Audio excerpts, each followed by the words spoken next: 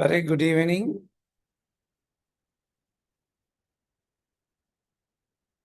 I think I am audible. കേൾക്കുന്നുണ്ടെന്ന് മനസ്സിലാക്കുന്നു.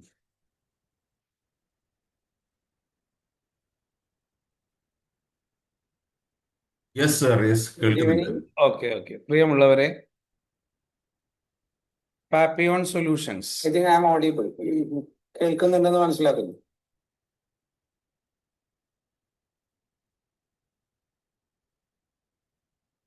Yes sir, yes കേൾക്കുന്നുണ്ട്. പ്രിയമുള്ളവരെ, Papion solutions. Papion solutions. I think I am audible. കേൾക്കുന്നുണ്ടെന്ന് മനസ്സിലാക്കുന്നു.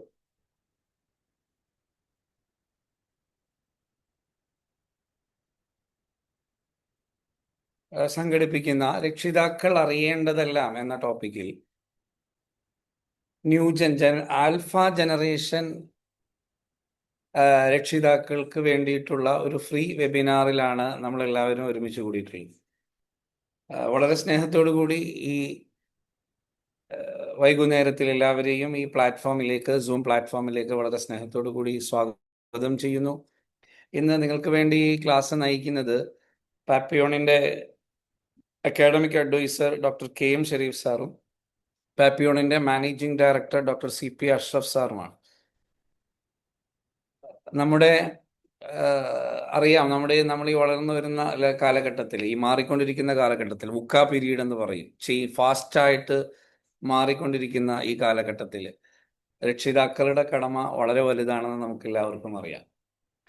അപ്പോൾ അതിൽ രക്ഷിതാക്കൾ അറിയേണ്ടതിനെ സംബന്ധിച്ചുള്ള ഒരു വെബിനാറിലാണ് നമ്മളെല്ലാവരും ഇന്ന് ഒത്തുകൂടിയിട്ടുള്ളത്. പാപ്പിയോൺ സൊല്യൂഷൻ എന്ന് പറയുന്നത് കിൻഫ്ര, കാക്കഞ്ചേരി യൂണിവേഴ്സിറ്റി കാലിക്കറ്റിനടുത്ത് പ്രവർത്തിക്കുന്ന, വിദ്യാഭ്യാസ രംഗത്ത് പ്രവർത്തിക്കുന്ന കുറച്ച് ആളുകളുടെ ഒരു കൂട്ടായ്മയാണ് പാപ്പിയോൺ സൊല്യൂഷൻ. പ്രത്യേകിച്ച് സ്കൂൾ വിദ്യാഭ്യാസത്തിൽ KG മുതൽ, അല്ലെങ്കിൽ പ്രീ സ്കൂൾ മുതൽ 12th വരെ നീണ്ടു നിൽക്കുന്ന വലിയ ഒരു, ഇപ്പോഴത്തെ പുതിയ നാഷണൽ എഡ്യൂക്കേഷൻ പോളിസി പ്രകാരം പറയുകയാണെങ്കിൽ 5+3+3+4 എന്ന് പറയുന്ന പാറ്റേണിൽ നീണ്ടു നിൽക്കുന്ന അത്രയും കാലഘട്ടത്തിലെ കുട്ടികളുടെ വികാസത്തെക്കുറിച്ചും അവരുടെ പഠനത്തെക്കുറിച്ചും അതിൻ്റെ സ്കൂളിൻ്റെ ഡെവലപ്മെൻറ്റിനെ കുറിച്ചുമൊക്കെ കൃത്യമായ മാർഗനിർദ്ദേശവും പരിശീലനവും നൽകുന്ന ഒരു കൂട്ടായ്മയാണ് പാപ്പിയോൺ സൊല്യൂഷൻസ് എന്ന് പറയുന്നത്. രക്ഷിതാക്കളും ഇന്നത്തെ കാലഘട്ടത്തിൽ കൃത്യമായി ബോധവൽക്കരിക്കപ്പെടേണ്ടതുണ്ട്. അതുകൊണ്ടാണ് SCRTയും NCRTയും ഒക്കെ എഡ്യൂക്കേറ്റിംഗ് പാരൻസ് അബൌട്ട് എഡ്യൂക്കേഷൻ, വിദ്യാഭ്യാസത്തെക്കുറിച്ചും വളർച്ചയെക്കുറിച്ചുമൊക്കെ വളർന്നു വരുന്ന അല്ലെങ്കിൽ പുതിയ കാലഘട്ടത്തിലെ പാരൻസ് കൂടി അറിയുക എന്ന താല്പര്യത്തിൽ NCRTയും SCRTയും ഒക്കെ കൈപ്പുസ്തകങ്ങളും പാഠപുസ്തകങ്ങളും ഒക്കെ ഇറക്കിക്കൊണ്ടിരിക്കുന്നു. അപ്പോൾ അത്തരമൊരു സാഹചര്യത്തിൽ പാപ്പിയോൺ ചെയ്യുന്ന ഈ ഉദ്യമത്തിലേക്ക് നിങ്ങളെല്ലാവരെയും വളരെ സ്നേഹപൂർവ്വം ഒരിക്കൽ കൂടി സ്വാഗതം ചെയ്യുകയാണ്. ഇന്ന് ക്ലാസ് നയിക്കുന്ന പാപ്പിയോണിൻ്റെ academic advisor doctor KM Sherif sir. അദ്ദേഹം നിലവിൽ ഫാറൂഖ് ട്രെയിനിങ് കോളേജിലെ അസിസ്റ്റന്റ് പ്രൊഫസറാണ്. ദീർഘകാലം ഹയർ സെക്കൻഡറി അധ്യാപകനായും പിന്നീട് ട്രെയിനിങ് കോളേജിലെ അധ്യാപകനായും നിരവധി പരിശീലനങ്ങൾക്ക് നേതൃത്വം കൊടുക്കുകയും ചെയ്യുന്ന മാന്യദേഹമാണ് നമുക്കിന്ന് നമ്മുടെ കൂടെ സെഷൻ ചെയ്യുന്ന ഒരു ഫാക്കൽറ്റി ആയിട്ടുള്ളത്. അദ്ദേഹം പ്രത്യേകിച്ച് പാരൻറ്റിങ്ങിൽ ദീർഘകാലമായി നിരവധി ക്ലാസ്സുകൾ എടുത്തുകൊണ്ടിരിക്കുന്ന ഒരു വ്യക്തി കൂടിയാണ്. മറ്റൊരാൾ നമ്മുടെ കൂടെയുള്ളത് ഡോക്ടർ CP അഷ്റഫ് സാറാണ്. പാപ്പിയോണിൻ്റെ മാനേജിംഗ് ഡയറക്ടറാണ്. അദ്ദേഹം സോഷ്യൽ വർക്കിൽ PGയും അതുപോലെ PhDയും ഒക്കെ നേടി കൗൺസിലിംഗ് ഉൾപ്പെടെയുള്ള, രക്ഷിതാക്കളും അതുപോലെ മറ്റുള്ള കൗൺസിലിംഗ് ഉൾപ്പെടെയുള്ള കാര്യങ്ങൾ ചെയ്തുകൊണ്ടിരിക്കുന്ന, കഴിഞ്ഞ 10-15 വർഷക്കാലമായി വിദ്യാഭ്യാസ രംഗത്തെ, 10-20 വർഷക്കാലമായി വിദ്യാഭ്യാസ രംഗത്തെ പ്രവർത്തനങ്ങളിലും അതുപോലെ കുട്ടികളുടെയും പ്രത്യേകിച്ച് മാനസികാരോഗ്യ സംരക്ഷണത്തിലുമൊക്കെ നേതൃത്വം വഹിച്ചുകൊണ്ടിരിക്കുന്ന അദ്ദേഹമാണ്. മറ്റൊരാൾ നമ്മുടെ കൂടെ ഇന്ന് പാപ്പിയോണിൻ്റെ ഈ രക്ഷിതാക്കൾ അറിയേണ്ടതെല്ലാം എന്ന് പറയുന്ന സെഷൻ കൈകാര്യം ചെയ്യുന്നത്. നിങ്ങളെ എല്ലാവരെയും ഒരിക്കൽ കൂടി സ്വാഗതം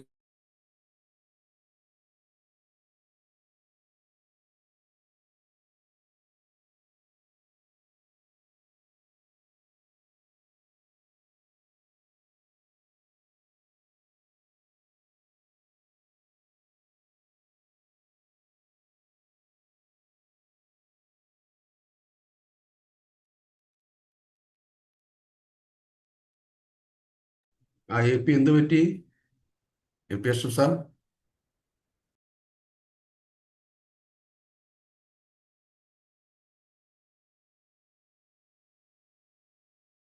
AP അഷ്റഫ് സാറിന്റെ മൈക്ക് നെറ്റ്വർക്ക് ഇഷ്യൂ ആണെന്ന് തോന്നുന്നു. CP അഷ്റഫ് സാർ ജോയിൻ ചെയ്യണമെങ്കിൽ. Okay, good. നമ്മളുടെ സെമിനാറിലേക്ക് നമുക്ക് ഡയറക്റ്റ് ആയിട്ട് കടക്കാം, വെബിനാറിലേക്ക് കടക്കാം. ഇതിൻ്റെ ഒരു ഇൻട്രൊഡക്ഷൻ പാർട്ടാണ് ഇത്. ഇങ്ങനെ സംഘടിപ്പിക്കാനുണ്ടായ ഒരു സാഹചര്യം, നമ്മൾ ജീവിക്കുന്ന കോണ്ടെക്സ്റ്റ്, ഒരു പിടുത്തം കിട്ടാത്ത ഒരു തലമുറ മുമ്പിൽ ഇതിൽ അന്തം വിട്ടിക്കുന്ന ഒരു രക്ഷിതാക്കളുടെയും അധ്യാപകരുടെയും ഒരു ബഹളം, ഇതാണ് നമുക്ക് ചുറ്റും നമ്മൾ കാണുന്നത്. പലപ്പോഴും കൗൺസിലിംഗ് റൂമിലും നമ്മുടെ ക്ലാസ്സുകളിലും ഒക്കെ കിട്ടുന്ന ഒരു ഫീഡ്ബാക്ക് ഇതാണ്. ഞാൻ ഇപ്പം ഇന്നൊരു ടീച്ചേഴ്സ് ട്രെയിനിങ് കഴിഞ്ഞ് വരുവാണ്. അപ്പോഴും പുതിയ ജനറേഷനെ മനസ്സിലാക്കാൻ പറ്റുന്നില്ല, അവരുമായിട്ട് കമ്മ്യൂണിക്കേറ്റ് ചെയ്യാൻ പറ്റുന്നില്ല. അതിലുണ്ടാകുന്ന ഗ്യാപ്പ്, ആ ഗ്യാപ്പ് കുട്ടികളിലും കുടുംബത്തിൻ്റെ അകത്തും ക്ലാസ് മുറിയിൽ ഉണ്ടാക്കുന്ന ഒരുപാട് പ്രശ്നങ്ങൾ. അപ്പോൾ നമുക്കൊരു പ്രശ്നത്തെ പിന്നെ രണ്ട് രീതിയിൽ കാണാൻ പറ്റും. ഒന്ന്, ഇതൊരു വലിയ സംഭവമാണ്, ഇത് അവസാനത്തെ സാധനമാണ്, ഇത് പരിഹരിക്കാൻ പറ്റില്ല എന്ന് പറഞ്ഞ് നമുക്ക് മാറി നിൽക്കാം, നിസ്സഹായരായിട്ട് നിൽക്കാം. പക്ഷെ അതൊരു തോറ്റു പോകുന്ന ഒരു സമൂഹത്തിന്റെ ലക്ഷണമാണ്. രണ്ട്, നമുക്ക് സാധ്യമാവുന്ന രീതിയിൽ ഇതിനെങ്ങനെ കളക്റ്റീവായിട്ട് അഡ്രസ്സ് ചെയ്യാൻ പറ്റും. കാരണം ലോകത്ത് ഏത് മനുഷ്യൻ അനുഭവിക്കുന്ന പ്രശ്നം മറ്റേതെങ്കിലും ഭാഗത്ത് മറ്റൊരാളത് പരിഹരിച്ചിട്ടുണ്ടാവും. നമ്മൾ നിത്യജീവിതത്തിൽ അനുഭവിക്കുന്ന ഏത് പ്രശ്നം എടുത്ത് നോക്കുക, അത് നമുക്ക് വലിയൊരു പ്രശ്നമായിരിക്കും, പക്ഷേ മറ്റൊരു മനുഷ്യനെ ഇത് വേറെ രീതിയിൽ പരിഹരിച്ചിട്ടുണ്ടാവും. ഇതുപോലെ തന്നെയാണ് നമ്മുടെ മുമ്പിലെ ജനറേഷന് എങ്ങനെ കുറച്ചുകൂടി നന്നായിട്ട് അവർക്കൊരു പാരന്റിങ് എക്സ്പീരിയൻസ് കൊടുക്കാം, ഗ്രോത്തിന്റെ എക്സ്പീരിയൻസ് കൊടുക്കാം എന്നുള്ളതാണ് നമ്മൾ ചിന്തിക്കേണ്ടത്. നമ്മൾ തോറ്റുപോകാൻ റെഡിയല്ല. ആ ആ ഒരു ഉദ്ദേശത്തിലാണ് നമ്മൾ ഈ ഒരു പ്ലാറ്റ്ഫോമിലേക്ക് രക്ഷിതാക്കളെ ഒക്കെ ക്ഷണിച്ചിട്ടുള്ളത്. തീർച്ചയായിട്ടും നമുക്ക് അതിലൂടെ തന്നെ മുന്നോട്ട് പോവാം. നമുക്ക് പരസ്പരം സപ്പോർട്ട് ചെയ്ത് ഷെയർ ചെയ്ത് അങ്ങനെ ഒരു ഒരു ഒരു ഗ്രോത്ത് ഉള്ള പാരൻസ് ആയിട്ട് മാറുക എന്നുള്ളതാണ് നമുക്ക് ഇതിൽ ചെയ്യാൻ പറ്റുന്നത്. ഗ്രോത്ത് ഉള്ള പാരൻസ് ആണെങ്കിൽ, വളർച്ചയുടെ മൈൻഡ് സെറ്റുള്ള പാരൻസ് ആണെങ്കിൽ തീർച്ചയായിട്ടും നമുക്ക് പ്രശ്നങ്ങളെ അതിൻ്റെ വേരിൽ തന്നെ നേരിടാനും നമുക്ക് കുറച്ചും കൂടെ ക്വാളിറ്റിയുള്ള പാരന്റിങ്ങും ലൈഫും ഒക്കെ നമ്മുടെ കുട്ടികൾക്ക് ഉറപ്പുവരുത്താൻ നമുക്ക് സാധിക്കും എന്നുള്ളതാണ്.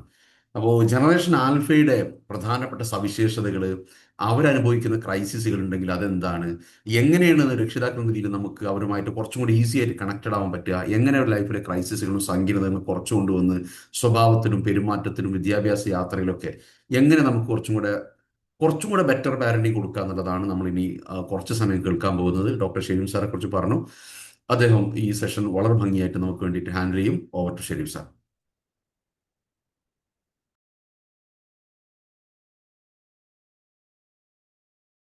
Thank you sir. ഞാൻ കേൾക്കുന്നുണ്ടെന്ന് വിചാരിക്കുന്നു, എന്റെ സംസാരം കേൾക്കാമെന്ന് വിചാരിക്കുന്നു.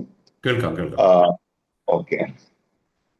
പ്രിയപ്പെട്ട പാരന്റ്സ്, നിങ്ങളൊരു ക്ലാസ്സിലിരിക്കുന്ന മനോഭാവത്തോടുകൂടി ഇരിക്കുകയാണ് എങ്കിൽ നല്ലതായിരുന്നു. കാരണം എന്തെങ്കിലും ഒരു പൊതുവെ നമ്മളുടെ ഓൺലൈൻ്റെ ഒരു വലിയ പരിമിതി നിങ്ങൾക്ക് അറിയാമല്ലോ. ഞാൻ ക്യാമറ ഓൺ ചെയ്ത് ഞാൻ എന്നെ തന്നെ നോക്കി ഇരിക്കുന്ന ഒരു സാഹചര്യം ഒഴിവാക്കാൻ വേണ്ടി പരമാവധി ആളുകൾ ഈ ക്യാമറ ഓൺ ചെയ്താൽ, ഞാൻ ഓൺ ചെയ്തില്ല, സോറി, ക്യാമറ ഓൺ ചെയ്ത് കഴിഞ്ഞാൽ നമുക്കൊരു ഇന്ററാക്ഷൻ പോലെ തന്നെ മുഖാമുഖം കണ്ട് ക്ലാസ് മുന്നോട്ട് പോകാം എന്നുള്ളതാണ് അതിന്റെ ഒരു സൗകര്യം. ക്ലാസ് കേൾക്കുന്ന നിങ്ങൾക്കും ഇതൊരു ഗൗരവത്തിൽ തന്നെ ആ ഒരു രീതിയിൽ നമുക്ക് ഉൾക്കൊള്ളാൻ കഴിയും എന്നുള്ളതാണ്.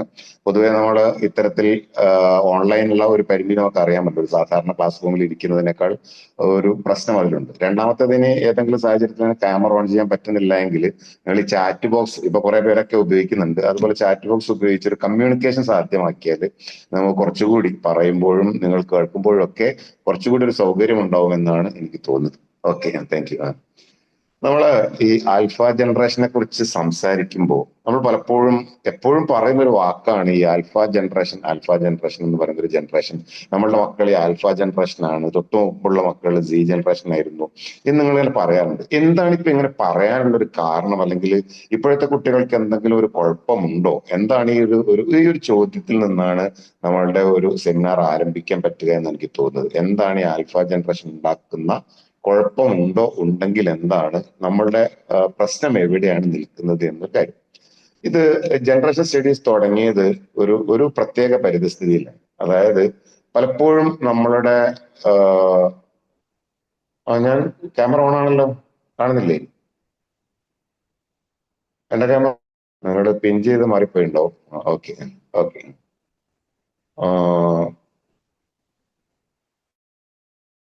പ്രശ്നങ്ങൾ ഇവിടെ ഇല്ല. അപ്പൊ ഏതായാലും നമ്മള് സ്വാഭാവികമായും നമുക്കുണ്ടാകാവുന്ന ഒരു പ്രത്യേകത എന്താന്ന് വെച്ചാല്, നമ്മൾ ആദ്യം തിരിച്ചറിയേണ്ടത് എന്താന്ന് വെച്ചാൽ, ജനറേഷനുകളിൽ എന്തെങ്കിലും പ്രശ്നങ്ങളുണ്ടോ? ഉണ്ടെങ്കിൽ ഇരിക്കാം. ഇങ്ങനെയുള്ളതായിരിക്കുന്ന ഒരു പഠനം നടത്തിയപ്പോഴാണ് 15 വർഷത്തെങ്കിലും ഒരു എക്സ്പീരിയൻസുകൾ ഒരാളുടെ ലൈഫിന്റെ എല്ലാ കാര്യങ്ങളിലും തീരുമാനമെടുക്കുന്ന കാര്യങ്ങളിലടക്കം ഒരു വലിയ തോതിൽ സ്വാധീനം ചെലുത്തുന്നുണ്ട് എന്നുള്ള ഒരു കൺസെപ്റ്റിലേക്ക് മനുഷ്യരെത്തിയത്. അങ്ങനെ ഓരോ 15 വർഷത്തെ, അതായത് പഠനം നടക്കുന്ന സയന്റിസ്റ്റുകൾ എത്തിയത് 15 വർഷത്തെ ഗ്യാപ്പ് വെച്ചുകൊണ്ട് ഈ ഓരോ തലമുറയുടെ സ്വഭാവത്തെക്കുറിച്ച് പഠിക്കാൻ വേണ്ടി നമ്മൾ താൽക്കാലികമായി ഒരു രേഖപ്പെടുത്തിയ പേരുകളാണ് ജെൻ സി, ജെൻ ആൽഫ എന്നൊക്കെ പറയുന്നത്. 15 വർഷം. അപ്പൊ നമ്മളിപ്പോൾ നിൽക്കുന്നത് 2025-ലാണ്. തൊട്ടു പുറകിലുള്ള 2024 വരെയുള്ള പുറകോട്ട് 15 വർഷം, അഥവാ 2010. 2010 മുതൽ 2014 വരെ ജനിച്ച കുട്ടികളെ വിളിക്കുന്ന പേരാണ് ആൽഫ ജനറേഷൻ എന്ന്. അതിന് തൊട്ടു മുമ്പ് ജനിച്ച 15 കൊല്ലം, അതായത് 90 മുതൽ 95 മുതൽ 2010 വരെ ജനിച്ചവരെയാണ് സെഡ് എന്ന അക്ഷരത്തിൽ ജനറേഷൻ സി എന്ന് വിളിക്കുന്നത്. അതിന്റെ തൊട്ടു മുമ്പ് ജനിച്ചവരെയാണ് മില്ലേനിയം ജനറേഷൻ അല്ലെങ്കിൽ വൈ ജനറേഷൻ എന്ന് വിളിക്കുന്നത്. അതിന്റെ തൊട്ടു മുമ്പ് ജനിച്ചവരാണ് നമ്മളുടെ മുമ്പിൽ ഇപ്പൊ നിങ്ങൾക്ക് സ്ലൈഡിൽ വേണമെങ്കിൽ ജസ്റ്റ് നോക്കാം, ജനറേഷൻ എക്സ് എന്ന് വിളിക്കുന്നത്. അതിനു മുമ്പ് ജനിച്ചവരാണ് ബേബി ബൂമേഴ്സ്. അതിനു മുമ്പ് ജനിച്ചവരാണ് സൈലന്റ് ജനറേഷൻ. ഇത് ഓരോ കാലത്തെയും ഈ ഒരു 15 വർഷത്തെ നിങ്ങൾക്ക് ഇതിൽ നോക്കിയാൽ ഇങ്ങനെ കൃത്യം 15 വർഷം എന്നൊരു, അത് പഠനത്തിന് വേണ്ടി പലരും ഉണ്ടാക്കിയ പല കണക്കുകളെയുമാണ്. എങ്കിലും നമ്മൾ ഈ ഒരു തലത്തിലാണ് തലമുറയെ നിശ്ചയിച്ചത്. ഇതില് ഇപ്പൊ എന്റെ ഉപ്പയൊക്കെ ബേബി ബൂമേഴ്സ് എന്ന് പറയുന്ന ഒരു ജനറേഷനാണ്. ഞാൻ എക്സ് അല്ലെങ്കിൽ വൈയുടെ ഒരു ബ്രിമ്മിൽ നിൽക്കുന്നതാണ്. അപ്പൊ നമ്മൾ 90 കിഡ്സ് എന്ന് വിളിക്കുന്നവരാണ് ശരിക്കും മില്ലേനിയം ജനറേഷൻസ്. അല്ല സോറി, 80 കിഡ്സ് എന്ന് വിളിക്കും. 80 കിഡ്സ് എന്ന് വിളിക്കും, 80ക്ക് ശേഷം ഉണ്ടായവർ. 90 കിഡ്സ് എന്ന് വിളിക്കുന്നവരാണ് സി ജനറേഷൻ. 90 കിഡ്സ് എന്ന് വിളിക്കാമല്ലേ. ഈ 2000 അല്ലെങ്കിൽ 2K കിഡ്സ് എന്ന് വിളിക്കുന്നവരാണ് ശരിക്കും ആൽഫ ജനറേഷൻ എന്ന് പറയുന്നത്. ഈ ഓരോ ജനറേഷനും കാണിക്കുന്ന സ്വഭാവത്തെ, ഇപ്പൊ ബേബി ബൂമേഴ്സ് എന്നുള്ളത് എന്താന്ന് നിങ്ങൾക്ക് എളുപ്പത്തിന് മനസ്സിലാവും. കാരണം നമ്മളുടെ തൊട്ടു മുമ്പത്തെ ജനറേഷൻ എന്ന് പറയുന്നത് കുറേ മക്കളുള്ള ഒരു ജനറേഷൻ ആയിരുന്നു. അല്ല, എത്ര മക്കൾ എല്ലാ വീട്ടിലും 7ഉം 8ഉം 9ഉം 10ഉം, ഒരു 5-ൽ കുറഞ്ഞ മക്കൾ പല വീട്ടിലുണ്ടാവില്ല. നിങ്ങളുടെയൊക്കെ ഇപ്പോഴത്തെ, അതായത് ഇപ്പം നമ്മൾ ആൽഫ ജനറേഷന്റെ അമ്മമാരായിട്ടുള്ള മില്ലേനിയംസ് ജനറേഷന്റെയും ജെൻസിയുടെയും ഉപ്പമാരെ ഒന്ന് നോക്കിയാൽ മതി. അതായത് നമുക്ക് അമ്മായി എത്ര പേരുണ്ട്, എത്ര മൂത്താപ്പന്മാരും എത്ര എളാപ്പന്മാരുണ്ട്, എത്ര അച്ഛന്റെ അനിയന്മാരുണ്ട്, എത്ര അച്ഛന്റെ ചേട്ടന്മാരുണ്ട് എന്ന് നോക്കിയാൽ ഈ ബേബി ബൂമേഴ്സ് ആരാന്ന് മനസ്സിലാവും. 7 പേര് 8 പേരൊക്കെ ഓരോ വീട്ടിലുണ്ടാവും. ചില വീട്ടില് 10. എന്റെ ഒരു കൂട്ടുകാരന്റെ വീട്ടില് 15 മക്കളുണ്ട്. അയാൾ KSRTC ഡ്രൈവറായിരുന്നു. 15ാമത്തെ മകനെ അയാൾ വിളിക്കാറ് KL15 എന്നായിരുന്നു. KSRTC ഡ്രൈവർ ആയതുകൊണ്ട് എന്റെ KL15 അത് പോകുന്നതായിരുന്നു. അവന്റെ പേര് ശരിക്കും ജാഫർ എന്നാണ്. പക്ഷെ ഞങ്ങൾക്ക് പോലും അവന്റെ പേര് മറന്നു. അവന്റെ ഉപ്പ KL15 വിളിച്ചത്. 15 മക്കളുടെ ഒരു വീട്. ആ ബേബി ബൂമേഴ്സിൽ നിന്ന് നമ്മളുടെ ജനറേഷൻ എത്തിയപ്പോ കുട്ടികളുടെ എണ്ണം കുറഞ്ഞു. ഒരു 2 അല്ലെ മാക്സിമം 3, ഇപ്പോഴോ 1. അപ്പോ ഈ ജനറേഷനിലെ വ്യത്യാസം അനുസരിച്ച് വളർത്തുന്ന രീതിയിലും വ്യത്യാസം വരും. അതാണ് ജനറേഷന്റെ സ്റ്റഡീസ് പറയുന്ന ഒരു കാര്യം. ഇപ്പോ ഞങ്ങളുടെ കുട്ടിക്കാലത്ത് പോലും ബാപ്പാക്കും ഉമ്മാക്കും ഒന്നും മക്കളെ നോക്കാനുള്ളതായിരിക്കുന്ന സമയം ഉണ്ടായിരുന്നില്ല. നിങ്ങൾക്ക് ഒരു പക്ഷെ ചിലർക്ക്, അതായത് ഒരു മിക്കവാറും ഞാൻ പറഞ്ഞതുപോലെ ആണെങ്കിൽ ഈ മില്ലേനിയം ജനറേഷൻപ്പെട്ട, അതായത് 80സിന് ശേഷം ജനിച്ചവർക്ക് പോലും അറിയാവുന്ന ഒരു സാധനമുണ്ട്, ദാരിദ്ര്യത്തിന്റെ ഒരു സാധനം.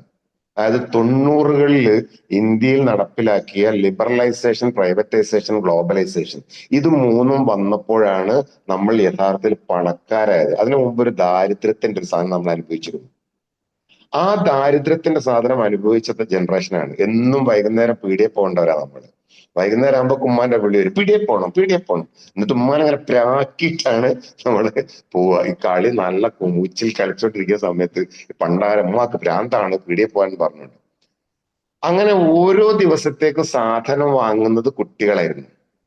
ആ കുട്ടികളായ നമുക്കറിയാം എന്ത് കൊടുത്താൽ എന്ത് കിട്ടുമെന്ന്. അതുകൊണ്ട് നമ്മള് പണത്തെ നല്ല മൂല്യത്തോടെ കരുതിയ ആൾക്കാരാണ് നമ്മൾ. കാരണം നമുക്ക് പൈസ ചെലവാക്കി ശീലമുണ്ട്. നമ്മളാണ് പണം ചെലവാക്കുന്നത് എന്നതുകൊണ്ട് നമുക്ക് 100 രൂപ കൊടുത്താൽ എന്തൊക്കെ സാധനം കിട്ടുമെന്ന് നമുക്കറിയാം. ആ 100 രൂപ നമുക്ക് വിലപ്പെട്ടതാണ്. എന്നാൽ സി ജനറേഷന് പൈസക്ക് വില ഉണ്ടാവില്ല. കാരണം എന്താ? അവർ പൈസ ചെലവാക്കുന്നേ ഇല്ല. കാരണം നമ്മളാണ് പൈസ ചെലവാക്കുന്നത്. കടയിൽ പോകുന്നത് നമ്മളാ. പണ്ടത്തെ മാതിരി കുട്ടികളെ പീടിയെ പറഞ്ഞേക്കാറുണ്ടോ? പണ്ടത്തെ പോലെ സാധനങ്ങൾ പറഞ്ഞേക്കാറുണ്ടോ? ആ വ്യത്യാസത്തിനനുസരിച്ച് അവരുടെ സ്വഭാവത്തിൽ മാറ്റം ഉണ്ടാവും. അതുകൊണ്ട് അവർക്ക് പൈസക്ക് വില ഉണ്ടാവില്ല. പോട്ടെ, ഇനി ആൽഫ ജനറേഷൻ നമ്മൾ എങ്ങനെ ചെയ്യുന്നറിയോ? പൈസ അങ്ങോട്ട് കൊടുത്ത് ശീലിപ്പിച്ചവരാ ആൽഫ ജനറേഷൻ. വാവ മിഠായി വാങ്ങിക്കോ. അമ്മായി കാണാൻ വരുമ്പോ വാവയ്ക്ക് മിഠായി ഒക്കെ വാങ്ങണമെന്നൊക്കെ വിചാരിച്ചിരുന്നു, മറന്നുപോയി. ഇതാ അമ്മായി പൈസ തരാട്ടോ, വാങ്ങിക്കോ. അങ്ങനെ കുട്ടികളിപ്പോ പൈസ ഇങ്ങനെ എണ്ണിക്കളിക്കുന്ന ആൾക്കാരാ. എന്നിട്ട് ഉമ്മമാര് മക്കളോട് പൈസ വാങ്ങുക. നിങ്ങൾ നിങ്ങളുടെ 5-10 വയസ്സായ കുട്ടിയോട് പോലും കടക്കാരിക്കും. മോളെ കുറച്ച് പൈസ താന്നൊക്കെ പറഞ്ഞാൽ അങ്ങോട്ട് ചോദിക്കും. അപ്പൊ മോള് ഭയങ്കര എന്താ പറയാ, നിങ്ങൾ എനിക്ക് 20 ഉറുപ്പ്യ തരാനുണ്ടിട്ടാ. ഉമ്മയുടെ മുകളിലോ അച്ഛന്റെ മുകളിലോ അമ്മയുടെ മുകളിലോ കുട്ടികൾക്ക് ആധിപത്യമുള്ളവരാണ് ആൽഫ ജനറേഷൻ. പൈസ തരാനുണ്ട്. നമ്മളുടെ കുട്ടിക്കാലത്ത് അങ്ങനെ പൈസ കിട്ടിയിരുന്നു? നിങ്ങളൊന്ന് ആലോചിച്ച് നോക്കിയേ. എന്റെ കുട്ടിക്കാലത്ത് എന്തായാലും കിട്ടില്ല. കാരണം എന്റെ കുട്ടിക്കാലത്ത് ആദ്യമായിട്ട് എനിക്ക് പൈസ കിട്ടിയത് ഈ സുന്നത്ത് കല്യാണം എന്ന് പറഞ്ഞുകൊണ്ട് മുസ്ലിങ്ങൾക്ക് ഒരു കല്യാണം ഉണ്ടല്ലോ, മാർക്കം ചെയ്യാന്നൊക്കെ പറഞ്ഞുകൊണ്ട്. അതങ്ങനെ ചെയ്തിട്ട് മലർത്തി കിടത്തും. എന്നിട്ട് മുകളിൽ ഒരു തുണി കെട്ടിയിട്ട് ഇങ്ങനെ 2 ഭാഗത്തേക്കും ആക്കിയിട്ട് ഇങ്ങനെ കിടക്കും. അന്ന് ഞാൻ വിചാരിച്ചത് ഈ മാർക്ക കല്യാണം കഴിഞ്ഞാൽ അങ്ങനെ കിടക്കൽ നിർബന്ധമാണെന്നായിരുന്നു. പിന്നെ മനസ്സിലായി ഈച്ച വരാതിരിക്കാനാണ് അത്ര അങ്ങനെ ചെയ്തിരുന്നത്. അങ്ങനെ കിടക്കുമ്പോ ഓരോരുത്തരും വന്നിട്ട് ഇങ്ങനെ എന്തെങ്കിലുമൊക്കെ പൈസ തരും. 1 രൂപ 2 രൂപ. എളാമ്മ കാണാൻ വന്നപ്പോ 2 രൂപ തന്നു, അമ്മായി കാണാൻ വന്നപ്പോ 1 രൂപ തന്നു. എന്നിട്ട് എനിക്കൊക്കെ ഇങ്ങനെ കിടന്നിട്ട് ഞാൻ ഇങ്ങനെ എണ്ണിക്കൊണ്ടിരിക്കലായിരുന്നു. അപ്പൊ ഞാൻ എന്റെ തലച്ചോറിന് കൊടുത്ത ഒരു നോളജ് എന്താണെന്ന് നിങ്ങൾ വെറുതെ ഒന്ന് ആലോചിച്ച് നോക്കൂ. എന്തായിരിക്കും? ഞാൻ എന്റെ തലച്ചോറിന് കൊടുത്ത നോളജ് സിമ്പിൾ ആണ്. മോനെ, പൈസ കിട്ടണമെങ്കിൽ സ്വന്തം ശരീരത്തിൽ നിന്ന് ഒരു തുഞ്ചം മുറിക്കേണ്ടി വരുത്തോന്നാ. നമ്മളുടെ കുട്ടികളുടെ തലച്ചോറിലേക്ക് നമ്മൾ കൊടുത്തതോ ഇതിങ്ങനെ വെറുതെ കിട്ടും. അവർ കാണുന്നതോ ഞാൻ ATM-ൽ പോകുന്നു, ഒരു കാർഡ് അങ്ങോട്ട് ഇടുന്നു, പണം താനേ വരുന്നു. പിന്നെ ആർക്കാ പണത്തിന് വില ഉണ്ടാവുക? ആൽഫ ജനറേഷന് പണത്തിന് വിലയില്ലാതായതുകൊണ്ടാ. അങ്ങനെ നമ്മളുടെ കുട്ടികൾ കാണിക്കുന്ന ഓരോ കാര്യത്തിനും കൃത്യമായ കാരണങ്ങളുണ്ട്. ഈ കാരണങ്ങൾ പഠിക്കാതെ അത് തിരുത്താൻ കഴിയില്ല. അതുകൊണ്ട് ഇന്നത്തെ കാലത്ത് പാരന്റിങ് എന്ന് പറയുന്നത് ഭയങ്കരമായ ഒരു കോംപ്ലക്സ് ആക്ടിവിറ്റിയാണ്. സ്കൂൾ എന്ന് പറയുന്ന കൺസെപ്റ്റ് തുടങ്ങിയത് ഒരു അമ്മയോ അച്ഛനോ വീട്ടിൽ നിന്ന്, ഹോം, അതായത് ഒരു കുട്ടിയുടെ ആദ്യ വിദ്യാലയം ഏത് എന്ന് ഞങ്ങളുടെ BEd-നൊക്കെ കുട്ടികളോട് ചോദിക്കാൻ ചോദ്യം, കേട്ടറ്റ് പരീക്ഷയ്ക്ക് ചോദിക്കാൻ ചോദ്യമാണ് ഒരു കുട്ടിയുടെ ആദ്യ വിദ്യാലയം ഏത് എന്ന്. അതിന്റെ ഉത്തരം വീട് എന്നാണ്, ഹോം എന്നാണ്. ഒരു കുട്ടിയെ ആദ്യം എല്ലാ കാര്യവും പഠിപ്പിക്കുന്നത് വീട്ടിൽ നിന്നാണ്. അങ്ങനെ വീട്ടിൽ നിന്ന് പഠിപ്പിക്കാൻ പറ്റാത്ത രീതിയിലേക്ക് സോഷ്യൽ കോംപ്ലക്സിറ്റി വന്നപ്പോൾ, സമൂഹം കൂടുതൽ സങ്കീർണമായപ്പോഴാണ് സ്കൂൾ എന്ന് പറയുന്നൊരു സങ്കല്പം തന്നെ ഉണ്ടായത്. അത് മാറി വീണ്ടും കോംപ്ലക്സ് ആയി. ആ കോംപ്ലക്സിന്റെ സ്പീഡ് കൂടി. അതിനെയാണ് വൂക്ക പീരീഡ് എന്ന് വിളിക്കുന്നത്. നിങ്ങൾ ഗൂഗിളിൽ കുറച്ചൊന്ന് VUCA എന്ന് അടിച്ചു നോക്കിയാൽ ആ കാലത്തിന്റെ കുറേ പ്രത്യേകത മനസ്സിലാവും. അതിലൊന്ന്, എന്താണ് ചെയ്യേണ്ടത് എന്നതിനെ കുറിച്ചുള്ള ഒരു ഐഡിയ, ആംബിഗിറ്റി. ഭയങ്കര സ്പീഡിൽ മാറുന്നതായിരിക്കുന്ന ലോകം, അതുണ്ടാക്കുന്ന കോംപ്ലക്സിറ്റി, അതുണ്ടാക്കുന്ന അൺസർട്ടനിറ്റി. ഇതാണ് ആൽഫ ജനറേഷൻ വളർന്നു വരുന്ന ഒരു സോഷ്യൽ സിറ്റുവേഷൻ. ഇങ്ങനെ കോംപ്ലക്സ് ആയിട്ടുള്ള, വൂക്ക എന്ന് വിളിക്കുക, ഇത്രയും കോംപ്ലക്സ് ആയിട്ടുള്ള ഒരു സമൂഹത്തിലേക്ക് കൊണ്ടുപോകേണ്ട കുട്ടികളെ വളർത്താൻ സ്കൂളിന് പോലും പറ്റാതായി. ഒന്ന്, സ്കൂളിൽ ആകെ 8 മണിക്കൂറേ ഇരിക്കുന്നുള്ളൂ. ആ സമയത്തിന്റെ ഇടക്ക് കുട്ടികൾക്ക് കൊടുക്കേണ്ട നോളജ് തന്നെ അത്രയും വൈഡനാണ്. നമ്മളുടെ കാലത്തുള്ള നോളജ് അല്ല, അല്ലെങ്കിൽ ഒരു ജെൻ എക്സിലോ അല്ലെ ബേബി ബൂമേഴ്സിന്റെ കാലത്തുള്ള അത്രയും നോളജ് പോരാ ഇന്നത്തെ കാലത്ത് ജീവിക്കാൻ. അപ്പൊ നോളജ് കൂടുതൽ കൊടുക്കേണ്ടി വരുമ്പോ അവർക്ക് ലൈഫ് എക്സ്പീരിയൻസ് കൊടുക്കാൻ സ്കൂളിൽ സമയമില്ല. അപ്പൊ ലൈഫ് എക്സ്പീരിയൻസ് ആര് കൊടുക്കണം? പാരന്റ്സ് കൊടുക്കണം. പക്ഷെ പാരന്റ്സിനോ ഇത് കൊടുക്കാനുള്ളതായിരിക്കുന്ന നോളജ് ഇല്ല. അപ്പൊ നമ്മൾ ഇന്നത്തെ കാലത്ത് ഇപ്പൊ അമേരിക്ക പോലുള്ള പല രാജ്യങ്ങളിലും വിവാഹം രജിസ്റ്റർ ചെയ്യണമെങ്കിൽ ഫാമിലി മാനേജ്മെന്റും ചൈൽഡ് മാനേജ്മെന്റിലും ഉള്ള കോഴ്സ് അറ്റൻഡ് ചെയ്ത സർട്ടിഫിക്കറ്റ് ഹാജരാക്കണം. സിമ്പിളായിട്ട് നിങ്ങൾ ആലോചിച്ച് LKG UKG പഠിപ്പിക്കണമെങ്കിൽ പാരന്റ്സിന് pre primary teacher training course കഴിയണം. ഒരു കൊല്ലം ടീച്ചേഴ്സ് 1 വർഷത്തെ കോഴ്സ്. LP UP പഠിപ്പിക്കണമെങ്കിൽ DLED എന്ന് പറയുന്ന 2 വർഷത്തെ കോഴ്സ് പഠിപ്പിക്കണം. ഹൈസ്കൂളിൽ ഹയർ സെക്കൻഡറി പഠിപ്പിക്കണമെങ്കിൽ B.Ed എന്ന് പറയുന്ന 3 വർഷത്തെ കോഴ്സ് ചെയ്യണം, സോറി 2 വർഷത്തെ കോഴ്സ് ചെയ്യണം. എന്നാൽ ജീവിതകാലം മുഴുവനും ജീവിതം പഠിപ്പിക്കുന്ന അച്ഛനും അമ്മയും എത്ര വർഷത്തെ കോഴ്സ് ചെയ്തിട്ടുണ്ടാവും? അവിടെ മുതലാണ് നമ്മളുടെ പ്രശ്നവും തുടങ്ങുന്നത്. നേരത്തെ അതിന്റെ ആവശ്യം ഉണ്ടായിരുന്നില്ല. നമ്മളുടെ പാരന്റ്സ് പഠിച്ചിട്ടല്ല നമ്മളെ വളർത്തിയത്. കാരണം എന്താണെന്നറിയോ? നമ്മളാരും വളർത്തിയിട്ട്, നമ്മൾ വളർന്നതാണ്. കാട്ട് ചെടികളൊക്കെ വന്നതുപോലെ, അല്ലെ, നാട്ടുമാവ് വളർന്നതുപോലെ, നാട്ടുപ്ലാവ് വളർന്നതുപോലെ നമ്മൾ വളർന്നതാണ്. എന്നാൽ ഇപ്പോഴത്തെ കുട്ടികൾ നാട്ടുമാവ് പോലെ വളരൂല, ഒട്ടുമാവ് പോലെയാണ്. അതിന് വളം കൊടുക്കേണ്ട സ്ഥലത്ത് തന്നെ വളം കൊടുക്കണം, വെള്ളം ഒഴിക്കേണ്ട അളവിൽ തന്നെ വെള്ളം ഒഴിക്കണം. വെള്ളം കൂടിപ്പോയാൽ ചീഞ്ഞു പോകും, വളം കൂടിപ്പോയാൽ വാടിപ്പോകും. അപ്പൊ ഓരോന്നും എത്ര അളവിൽ എങ്ങനെ കൊടുക്കണമെന്ന് പഠിച്ച് ചെയ്യേണ്ട ഒന്നാണ് ആൽഫ ജനറേഷൻ പാരന്റ്. അതാണ് ഞങ്ങൾ ഈ ഒരു സെമിനാറിന് മുന്നോട്ട് വെക്കുന്ന പ്രധാന കാഴ്ചപ്പാട്. താനെ സംഭവിക്കേണ്ട ഒന്നല്ല പാരന്റിങ്, പകരം പഠിച്ച് പ്രവർത്തിക്കേണ്ട ഒന്നാണ് പാരന്റിങ്. അതിന് ഒരു പാരന്റ് അറിഞ്ഞിരിക്കേണ്ട മിനിമം കാര്യങ്ങളെ കുറിച്ചുള്ള ഒരു ചിന്തയാണ് നമ്മൾ ഇന്ന് ഉണ്ടാക്കാൻ വേണ്ടിയിട്ട്, അല്ലെങ്കിൽ നമ്മൾ ഇന്ന് ആലോചിക്കുന്ന ഒരു കാര്യം. നിങ്ങൾ ഒരൊറ്റ ചോദ്യത്തിന് ഉത്തരം വെറുതെ ഒന്ന് ശ്രദ്ധിച്ചു നോക്കൂ. കുട്ടികളുടെ ഭാഷ നമുക്ക് മനസ്സിലാകുന്നുണ്ടോ? ചുരുക്കി പറയുന്നവരാണ് പുതിയ ജനറേഷൻ. ജനറേഷൻ നിങ്ങൾ ശ്രദ്ധിച്ചു നോക്കിയാൽ മനസ്സിലാവും. ഓരോ കാലം വരുമ്പോഴും ചുരുങ്ങി ചുരുങ്ങി ചുരുങ്ങി വരുന്നുണ്ട്. ശ്രദ്ധിച്ചു നോക്കിയാൽ മനസ്സിലാവും. പണ്ടത്തെ കവികളുടെ പേരൊക്കെ എടുത്തു നോക്കിയേ. വള്ളത്തോൾ നാരായണ മേനോൻ, അല്ലേ? ഉള്ളൂർ എസ് പരമേശ്വര അയ്യർ. സ്ഥലപ്പേര്, ജാതിപ്പേര്, സ്വന്തം പേര് എല്ലാരും നോക്കി. കാന്തപുരം AP അബൂബക്കർ മുസ്ലിയാർ. അതാണ് എക്സ് ജനറേഷന്റെ പേര്. എന്നാൽ നമ്മളുടെ ജനറേഷൻ വന്നപ്പോഴോ KM ഷെരീഫ്. എന്റെ പേര് ശരിക്ക് മുഹമ്മദ് ഷെരീഫ്, ഞാനത് ചുരുക്കി KM ഷെരീഫ്. CP അസ്ത്രം. കണ്ടോ? അതാണ് എക്സ് ജനറേഷൻ. ജനറേഷനോ? ജനറേഷനിലെ കവികളുടെ പേര് നിങ്ങൾക്ക് ആദി, 2 അക്ഷരമേ ഉള്ളൂ. കവികൾ അങ്ങനെയൊക്കെയാ, അവർ ചുരുക്കി പറയുന്നവരൊക്കെ. എടപ്പാൾ C സുബ്രഹ്മണ്യൻ നമ്പൂതിരി ഇപ്പൊ ഉണ്ടായിരുന്നെങ്കിൽ പറയാ സുബ്ബു, അത്രേ ഉണ്ടാവുള്ളൂ. കുട്ടികളുടെ പേരുകൾ നോക്ക്. പണ്ടൊക്കെ എന്ത് നീണ്ട പേരായിരുന്നു. ഇപ്പൊ ഒക്കെ നോക്കിയേ. ലിയ, ഫിദ, 2 അക്ഷരം ഉണ്ടാവും ആകെ. ഫെല്ല. കണ്ടോ? ചുരുങ്ങി ചുരുങ്ങി വരുന്നത്. കുട്ടികൾ ചുരുക്കിയ സംസാരിക്കുക. പണ്ട് നീട്ടിപ്പരത്തിയെന്ന് പറയാ, ഇപ്പൊ ചുരുക്കിയ പറയാ. അതുകൊണ്ട് നമ്മൾ നീട്ടിപ്പരത്തി പറയുമ്പോ സ്വൈര്യം തരുമോ, തന്തവൈ ഇങ്ങനെ മിണ്ടണം, എനിക്ക് മനസ്സിലായി. അതാ കുട്ടി പറയുന്നത്. ഇനി കുട്ടി പറയുന്നതോ നമുക്കൊട്ട് മനസ്സിലാവുന്നില്ല. കുട്ടികളുടെ ഭാഷ ഇത് ഈ ഒരു സ്മൈലി ലാംഗ്വേജ് ആണിത്. ഇത് നിങ്ങൾക്ക് വായിച്ചിട്ട് എന്തേ മനസ്സിലാവുന്നുണ്ടോ? ആൽഫ ജനറേഷൻ സ്മൈലി ലാംഗ്വേജാ. അതിന്റെ അർത്ഥം ഇപ്പൊ സ്ക്രീനിൽ നോക്കിയാൽ നമുക്ക് കാണാം. It was fun to see you today. അതാണ് ഈ ചിഹ്നത്തിലൂടെ. സ്മൈലി ലോകാണ്. നമുക്ക് എന്ത് സ്മൈൽ? ഞങ്ങളുടെ ജനറേഷനിൽ ആകെ ഞങ്ങൾക്ക് അറിയാവുന്ന ഒരു സ്മൈലി ഇതായിരുന്നു. ഒരു ലവിന്റെ ചിഹ്നം വരക്കും, അതിൻ്റെ ഉള്ളിലൂടെ അമ്പ് പുറത്തു പോകും. എല്ലാ ബാത്റൂമിലും, ആൺകുട്ടികളുടെ ബാത്റൂമിൽ പ്രധാനമായിട്ട് കാണുന്ന, പെൺകുട്ടികളുടെ ബാത്റൂമിൽ അതുണ്ടോന്ന് എനിക്ക് അറിയില്ല, അവിടേക്ക് അന്ന് ഞങ്ങൾക്കൊന്നും പോകാൻ പറ്റില്ലായിരുന്നു. ആൺകുട്ടികളുടെ ബാത്റൂമിലൊക്കെ ഉണ്ടായിരുന്ന ഒരു സ്മൈലി ഇതായിരുന്നു. അന്ന് ഈ സ്മൈലിയുടെ അപ്പുറത്തും ഇപ്പുറത്തും ചില പേരുകളൊക്കെ എഴുതി വെക്കും, മാഷന്മാരെ ടീച്ചർമാരുടെ ഒക്കെ പേര്. വാസു എന്ന് എഴുതിയിട്ട് ഈ ചിഹ്നിട്ടിട്ട് ഇപ്പുറത്ത് പിന്നെ സിന്ധു ടീച്ചർ എന്നൊക്കെ എഴുതി വെക്കും. അപ്പോൾ ഞങ്ങൾ മനസ്സിലാക്കേണ്ടത് ആ സ്മൈലി ലാംഗ്വേജ് നിങ്ങൾ മനസ്സിലാക്കണം. വാസ ടീച്ചർ,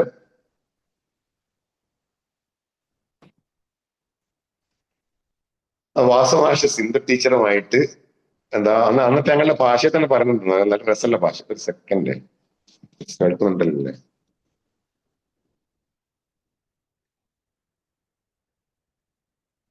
അന്നത്തെ ഞങ്ങളുടെ പിന്നെ ഈ ഭാഷയെ തന്നെ പറയുന്നത് ഡിങ്കോൾഫി എന്നൊക്കെ. ഇങ്ങനെ വാസുമാഷ് സിന്ധു ടീച്ചറുടെ ഡിങ്കോൾഫി ആണ് എന്നൊക്കെ. ആ ഡിങ്കോൾഫിയുള്ള വാക്കൊക്കെ ഞങ്ങൾ ഉണ്ടാക്കിയ വാക്കാ. അതേപോലെ പുതിയ ജനറേഷൻ ഉണ്ടാക്കിയ വാക്ക് നമുക്ക് മനസ്സിലാവുന്നില്ല. ചുരുങ്ങിയത് ഈ സ്മൈലി എന്താ നമുക്കറിയോ? നമ്മളെപ്പോഴും ഈ ഒരു മെസ്സേജിലൊക്കെ വന്നാലുണ്ടല്ലോ, ലവിന്റെ ഇപ്പം നമ്മള് ഈ ഒരു ആരോ മാർക്ക് കോർക്കാത്തൊരു ചാനൽ ഉണ്ട്, ലവ് ചിഹ്നം എന്ന് നമ്മൾ പറയാം. നമ്മൾ ആരെങ്കിലും ഒരാൾ ഗ്രൂപ്പിൽ എന്തെങ്കിലും ഇട്ടാൽ ഉടനെ നമ്മൾ ആ ചിഹ്നം മുകളിലേക്ക് നോക്കുകയും വായിക്കുകയും കൂടി ചെയ്യാത്ത ഒരു സാധനം എടുത്തിടും അല്ലേ? പച്ച, ചിലർക്ക് പച്ച ലവ് ചിഹ്നം, ചിലർക്ക് മഞ്ഞ ലവ് ചിഹ്നം, ചിലർക്ക് ചുവപ്പ് ലവ് ചിഹ്നം. ഇത് എന്തിനാന്ന് വെച്ചാൽ ആ പച്ച ചുരിദാറിട്ട ഫോട്ടോ ഇട്ടാൽ പച്ച ലവ് ചിഹ്നം, മഞ്ഞ ചുരിദാറിട്ട ഫോട്ടോ ഇട്ടാൽ. എന്നാൽ ഈ ജനറേഷൻ ഉണ്ടല്ലോ, ഇമോജി കണ്ടോ, ഇതൊക്കെ ഒരു ലവിന്റെ തന്നെ വേറെ വേറെ സാധനം. പച്ചയുണ്ട്, മഞ്ഞയുണ്ട്, നീലയുണ്ട്, കറങ്ങുന്നതുണ്ട്, പിടയ്ക്കുന്നതുണ്ട്. ഈ ഓരോ ഇമോജിക്കും ഓരോ മീനിങ്. ഇമോജി പീഡിയ എന്ന് പറയുന്ന എൻസൈക്ലോപീഡിയ പോലെ ഒരു ഇമോജി പീഡിയ ഉണ്ട്. ആ ഇമോജി പീഡിയയില് 3800 മീനിങ് ഇമോജികളുണ്ട് അത്ര.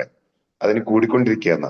അതിന്റെ മീനിങ് കണ്ടോ, ചുവപ്പാണെങ്കിൽ ലവ് യു എന്നാ, പച്ച പിങ്ക് ആണെങ്കിൽ ഫ്രണ്ട് എന്നാ, മഞ്ഞയാണെങ്കിൽ കണ്ടോ ഓരോന്നിനും, പച്ചക്ക് ജലസ് എന്നാ, നീലയാണെങ്കിൽ ഫ്രണ്ട് സോണിലാണ്, അകത്തേക്ക് കയറാനായിട്ടില്ല.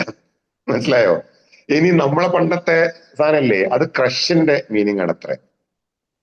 നമുക്ക് കുട്ടികളുടെ ലാംഗ്വേജ് പോലും മനസ്സിലാവാത്ത അത്ര കോംപ്ലക്സിറ്റി, അത്ര ആംബിഗിറ്റി, അത്ര അൺസർട്ടിനിറ്റി. പിന്നെ നമ്മൾ എന്താ ചെയ്യുക? നമ്മൾ ഇത് പഠിച്ചേ മതിയാവൂ. ഈ ചേഞ്ചസിനെ നമ്മൾ വിളിക്കുന്ന ഒരു പ്രധാന പ്രശ്നം എന്താണെന്നറിയോ? സാമൂഹ്യ സാമ്പത്തിക രംഗത്ത് വന്ന ചേഞ്ചാണ് ഇതിനൊക്കെയുള്ള കാരണം. ഒന്ന്, നമ്മളുടെ ആംബിഗിറ്റി വരാൻ, അതായത് നമ്മൾ എങ്ങോട്ട് പോകണം എന്ന് ചിന്തിക്കാൻ പറ്റാത്ത ഒരു സോഷ്യൽ സിറ്റുവേഷൻ. അതിനെ വിളിക്കുന്ന പേരാണ് നിയോ ലിബറലിസം എന്ന്. Neo liberalism. നിയോ ലിബറലിസത്തിന്റെ പ്രത്യേകം തരാം നിങ്ങൾക്ക്. നമ്മളുടെ കുട്ടികൾ സ്കൂളിൽ നിന്ന് പഠിക്കാൻ പോകുന്നതോ അല്ലെ പഠിച്ചതോ ആയിരിക്കുന്ന, നമ്മൾ പഠിച്ചതായിരിക്കുന്ന ഒരു കാര്യത്തെ റിനൈൻസെൻസ് അല്ലെങ്കിൽ നവോത്ഥാനം എന്നാണ് വിളിക്കുന്നത്. നവോത്ഥാനം. ഈ നവോത്ഥാന കാലഘട്ടത്തിലെ പ്രത്യേകത എന്താന്ന് വെച്ചാൽ അതുവരെ ഉണ്ടായിരുന്ന ദുരാചാരങ്ങളെ ഇല്ലാതാക്കി എന്നതായിരുന്നു. ദുരാചാരങ്ങൾ ഇല്ലാതാക്കി. ഈ ദുരാചാരങ്ങളെ വിളിച്ചിരുന്ന പേരാണ് ശരിക്കും കൺസർവേറ്റിവിസം. Conservative thinkers. കൺസർവേറ്റീവായ പാരമ്പര്യ ചിന്താവാദികൾ എന്ന് പറയുന്നത് വളരെ മോശക്കാരായിരുന്നു. നവോത്ഥാന ചിന്താവാദികളായിരുന്നു നല്ലത്. ചിതയിൽ ചാടി മരിച്ചതിനെതിരെ, ചിതയിൽ സ്ത്രീകൾ ചാടുന്നതിനെതിരെ സമരം നടന്നു. അടുക്കളയിൽ നിന്ന് അരങ്ങത്തേക്ക് എന്ന് പറയുന്ന നാടകം VT ഭട്ടതിരിപ്പാട് എഴുതി. അയ്യങ്കാളിയെ പോലുള്ള ആൾക്കാർ, ശ്രീനാരായണ ഗുരുവിനെ പോലുള്ള ആൾക്കാർ, ഇന്ത്യയിലും കേരളത്തിലും ഒക്കെ നിലനിന്നിരുന്ന ഒരുപാട് അനാചാരങ്ങളെയും തെറ്റായ അനുഷ്ഠാനങ്ങളെയും നശിപ്പിക്കാൻ വേണ്ടി ഇറങ്ങിയ പ്രോഗ്രാമിന്റെ പേരാണ് റിനൈൻസൻസ് അല്ലെങ്കിൽ നവോത്ഥാനം. പക്ഷെ നമ്മൾ പുതിയ ജനറേഷന് മുമ്പിലേക്ക് ആ പഴയ കൺസർവേറ്റീവ് സാധനത്തെ പുതിയ രീതിയിൽ കൊണ്ടുവന്നു. അതിനാണ് നിയോ കൺസർവേറ്റിവിസം എന്ന് പറയുന്നത്. ഉയർന്ന ജാതിക്കാരായ ആൾക്കാരുടെ ഇടയിൽ ഒരു പ്രത്യേക കല്യാണം ഉണ്ടായിരുന്നു. തിരണ്ട് കല്യാണം, ഋതു കല്യാണം, മഞ്ഞൾ കല്യാണം എന്നൊക്കെ പേരിൽ അറിയപ്പെടുന്ന ഒരു കല്യാണം. ആ കല്യാണം എന്താന്ന് വെച്ചാൽ പെൺകുട്ടികൾക്ക് മെൻസസ് ആയി കഴിഞ്ഞാൽ പെൺകുട്ടികൾ പ്രായപൂർത്തിയായിരുന്നു എന്നാണ് അന്നത്തെ തെറ്റിദ്ധാരണ. മെൻസസ് ആവുക, അപ്പൊ ശരീരം കൊണ്ട് പ്രായപൂർത്തിയായി, അതുകൊണ്ട് പെൺകുട്ടി പ്രായപൂർത്തിയായിരുന്നു എന്ന തെറ്റിദ്ധാരണ അന്നുണ്ടായിരുന്നു. ആ തെറ്റിദ്ധാരണയുള്ള ആൾക്കാര് പെൺകുട്ടിക്ക് പ്രായപൂർത്തിയായാൽ പെൺകുട്ടിയെ കല്യാണം കഴിച്ച് അയക്കും. കല്യാണം കഴിച്ച് അയക്കണമെങ്കിലോ കല്യാണം കഴിക്കാനുള്ളതായിരിക്കുന്ന ആളായിട്ട്, അതിനെ നമ്മൾ പലപ്പോഴും ചരക്ക് എന്ന വാക്ക് പോലും അന്ന് ഉപയോഗിച്ചിരുന്നു. കമ്മോഡിറ്റി ആയിട്ട് ഈ കുട്ടിയെ മാറ്റും. അപ്പൊ ഇത് നാട്ടുകാരൊക്കെ അറിയിക്കണം, ഈ പെൺകുട്ടിക്ക് മെൻസസ് ആയിട്ടുണ്ട്, ഇവളെ ഇനി കല്യാണം കഴിക്കാൻ റെഡിയാണ് എന്ന്. അതിനു വേണ്ടിയിട്ട് ബന്ധുക്കളെയും നാട്ടുകാരെയൊക്കെ വിളിച്ചുകൊണ്ട് നടത്തിയിരുന്ന കല്യാണത്തിന്റെ പേരാണ് തിരണ്ട് കല്യാണം. അതായത് മെൻസസിന് പറഞ്ഞ വേറൊരു വാക്കായിരുന്നു തിരണ്ട് കല്യാണം എന്നത്. ഋതുമതിയാവുക എന്നാണ് മെൻസസ് ആവുന്നതിന് സംസ്കൃതത്തിൽ പലപ്പോഴും ഋതു കല്യാണം എന്ന് പറഞ്ഞു. ഈ കല്യാണത്തിന് അടുത്ത ബന്ധുക്കൾ വന്നിട്ട് ഈ കുട്ടിയുടെ ദേഹത്ത് മുഴുവനും മഞ്ഞൾ തേച്ച് പിടിപ്പിച്ചിട്ട് കുളിപ്പിക്കും. കൂടുതൽ സുന്ദരിയാക്കാൻ വേണ്ടിയിട്ടാണ് ഈ മഞ്ഞൾ തേച്ച് കുളിപ്പിക്കുന്നത്. അതുകൊണ്ടാണ് അതിനെ മഞ്ഞൾ കല്യാണം എന്ന് പറയുന്നത്. ഇപ്പോ ആ കല്യാണമാണ് മഞ്ഞ കല്യാണം. കേരളത്തിൽ ഇത് പറ്റില്ല. പെൺകുട്ടികളെ ഇങ്ങനെ പ്രദർശന വസ്തു ആക്കരുത്, അവർക്ക് ഇങ്ങനെയൊന്ന് ചെയ്യാൻ പാടില്ല എന്ന് നിരന്തര പോരാട്ടത്തിലൂടെ ഇല്ലാതാക്കിയ മഞ്ഞൾ കല്യാണത്തെ നമ്മൾ ഒഴിവാക്കി മഞ്ഞ കല്യാണമാക്കി തിരിച്ചു കൊണ്ടുവന്നു. അതാണ് നിയോ കൺസർവേറ്റിവിസം എന്ന് പറയുന്നത്. പണ്ട് സ്ത്രീകളാണ് കല്യാണം കഴിച്ചാൽ അടുക്കളയിൽ എല്ലാ പണിയും എടുക്കേണ്ടത് എന്ന ശക്തമായ വാദം ഉണ്ടായിരുന്നു. അതുകൊണ്ട് കല്യാണം നിശ്ചയിച്ച് കഴിഞ്ഞാല് അടുക്കളപ്പണിക്ക് ഇവിടെ പറ്റുമോ നോക്കാൻ വേണ്ടിയിട്ട് ഭർത്താവിന്റെ വീട്ടിലെ കുറെ സ്ത്രീകള് ഈ പെണ്ണിന്റെ വീട്ടിലേക്ക് പോകും. എന്നിട്ട് അവളെ കൊണ്ട് അടുക്കളപ്പണിയൊക്കെ എടുപ്പിച്ചു നോക്കും. അതിൽ പ്രധാനമായിട്ട് നടത്തുക നെല്ല് അരിയൊക്കെ കുത്താൻ പറ്റുമോ നോക്കലാണ്. അതാണ് ഏറ്റവും വലിയ പണി. അതുകൊണ്ട് അതിന് വിളിക്കുന്ന പേര് തന്നെ അരിക്കുത്ത് കല്യാണം എന്നായിരുന്നു. ഇന്ന് നാട്ടിലൊക്കെ നടക്കുന്ന സാധനമാണ് അരിക്കുത്ത് കല്യാണം. എന്താ വന്നത് മനസ്സിലായോ? ശക്തമായി ഒഴിവാക്കിയ പല സാധനങ്ങളെയും നമ്മളായിട്ട് തിരിച്ചു കൊണ്ടുവരിക. ഇനി ഏതെങ്കിലും ഒരു സ്ത്രീ ഭർത്താവിന്റെ ചിതയിൽ ചാടി ചത്തിട്ട് അത് റീൽസ് ആക്കിയാൽ സതി തിരിച്ചു വരും. നമ്മളെടുത്ത് കുഴപ്പമുണ്ട് എന്നാണ് അതിന്റെ അർത്ഥം. നമ്മൾ എവിടെയൊക്കെയോ പ്രശ്നമുണ്ട്. അല്ലാതെ ആൽഫ ജനറേഷനെയോ സി ജനറേഷനെയോ കുറ്റം പറഞ്ഞ കാര്യമില്ല. നമ്മൾ അവർ കാണിച്ചു കൊടുക്കുന്നത് കൺസർവേറ്റീവ് ആയിട്ടുള്ള കാര്യങ്ങളെ. അത് നല്ലതാണ്, പഴയതൊക്കെ നല്ലതാണ്, പണ്ടത്തതായിരുന്നു ശരി. നമ്മൾ അറിയാതെ പറഞ്ഞു പോകുന്നുണ്ട് ഞങ്ങളുടെ കാലമായിരുന്നു ശരി, ഞങ്ങളുടെ കാലത്തെ തെറ്റുകൾ തിരുത്തിയിരുന്നു, പക്ഷെ അത് ശരിയാണ് എന്ന് നമ്മൾ വീണ്ടും പറഞ്ഞുകൊണ്ടിരിക്കുക അല്ലേ?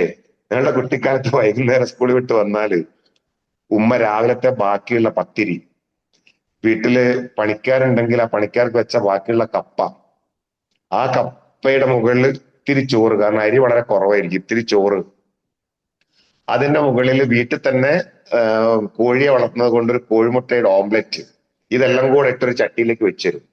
അതാണിപ്പൊ നമ്മൾ 250 രൂപ കൊടുത്ത് കഴിക്കുന്ന ചട്ടിച്ചോറ്.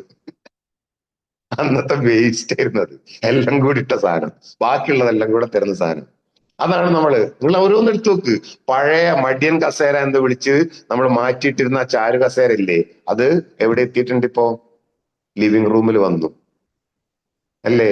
ഒരലൊക്കെ ഇപ്പൊ വീട്ടിലെ അലങ്കാര വസ്തുക്കളാണ്. പാരമ്പര്യത്തെ പുതിയ രീതിയിൽ തിരിച്ചു കൊണ്ടുവരുന്ന ഒരു സൊസൈറ്റിയാണ് വളർന്നു വരുന്നത്. മറ്റൊന്ന് നിയോ ലിബറലിസമാണ്. എന്തും വാങ്ങാം, എന്തും വിൽക്കാം.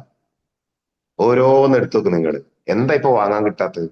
സ്നേഹം വാങ്ങാൻ കിട്ടും അല്ലേ? ഹോം നഴ്സിന് ആവശ്യമുണ്ട് എന്ന് പറയുന്ന ഒരു പരസ്യം 1990 മുമ്പ് നിങ്ങൾ ഏത് പത്രത്തിൽ നോക്കിയാലും കാണില്ല.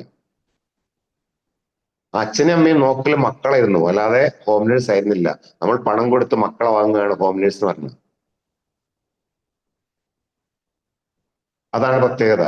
അങ്ങനെയുള്ള ഒരു ലോകത്ത് ഏറ്റവും കൂടുതൽ വേണ്ടത് എന്തായിരിക്കും? എല്ലാം പണം കൊടുത്ത് വാങ്ങണമെങ്കിൽ നമ്മൾ ആകെ ഉണ്ടാക്കേണ്ടത് പണം മാത്രമായിരിക്കും.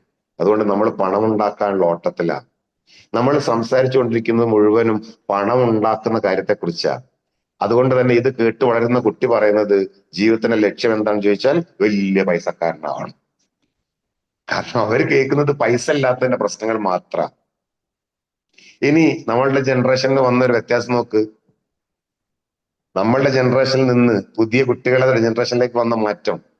ഇങ്ങനെ അച്ഛന്റെ തോളിൽ എനിക്ക് പോകാൻ പറ്റിയിട്ടില്ല, എന്റെ പാപ്പ മാക്സിമം ഒന്ന് കൈപിടിച്ചിട്ടുണ്ടോ, അത്രേ ഉള്ളൂ. അല്ലേ? ഉപ്പ എന്ന് പറയുന്നത് ഒരു ഭീകരജീവി.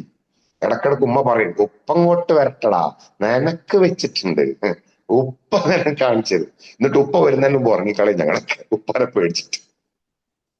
ഇപ്പോഴത്തെ കുട്ടികളോ, ഉപ്പ എന്തെടുക്കുക, തോളിൽ വന്ന് കയറും അല്ലേ?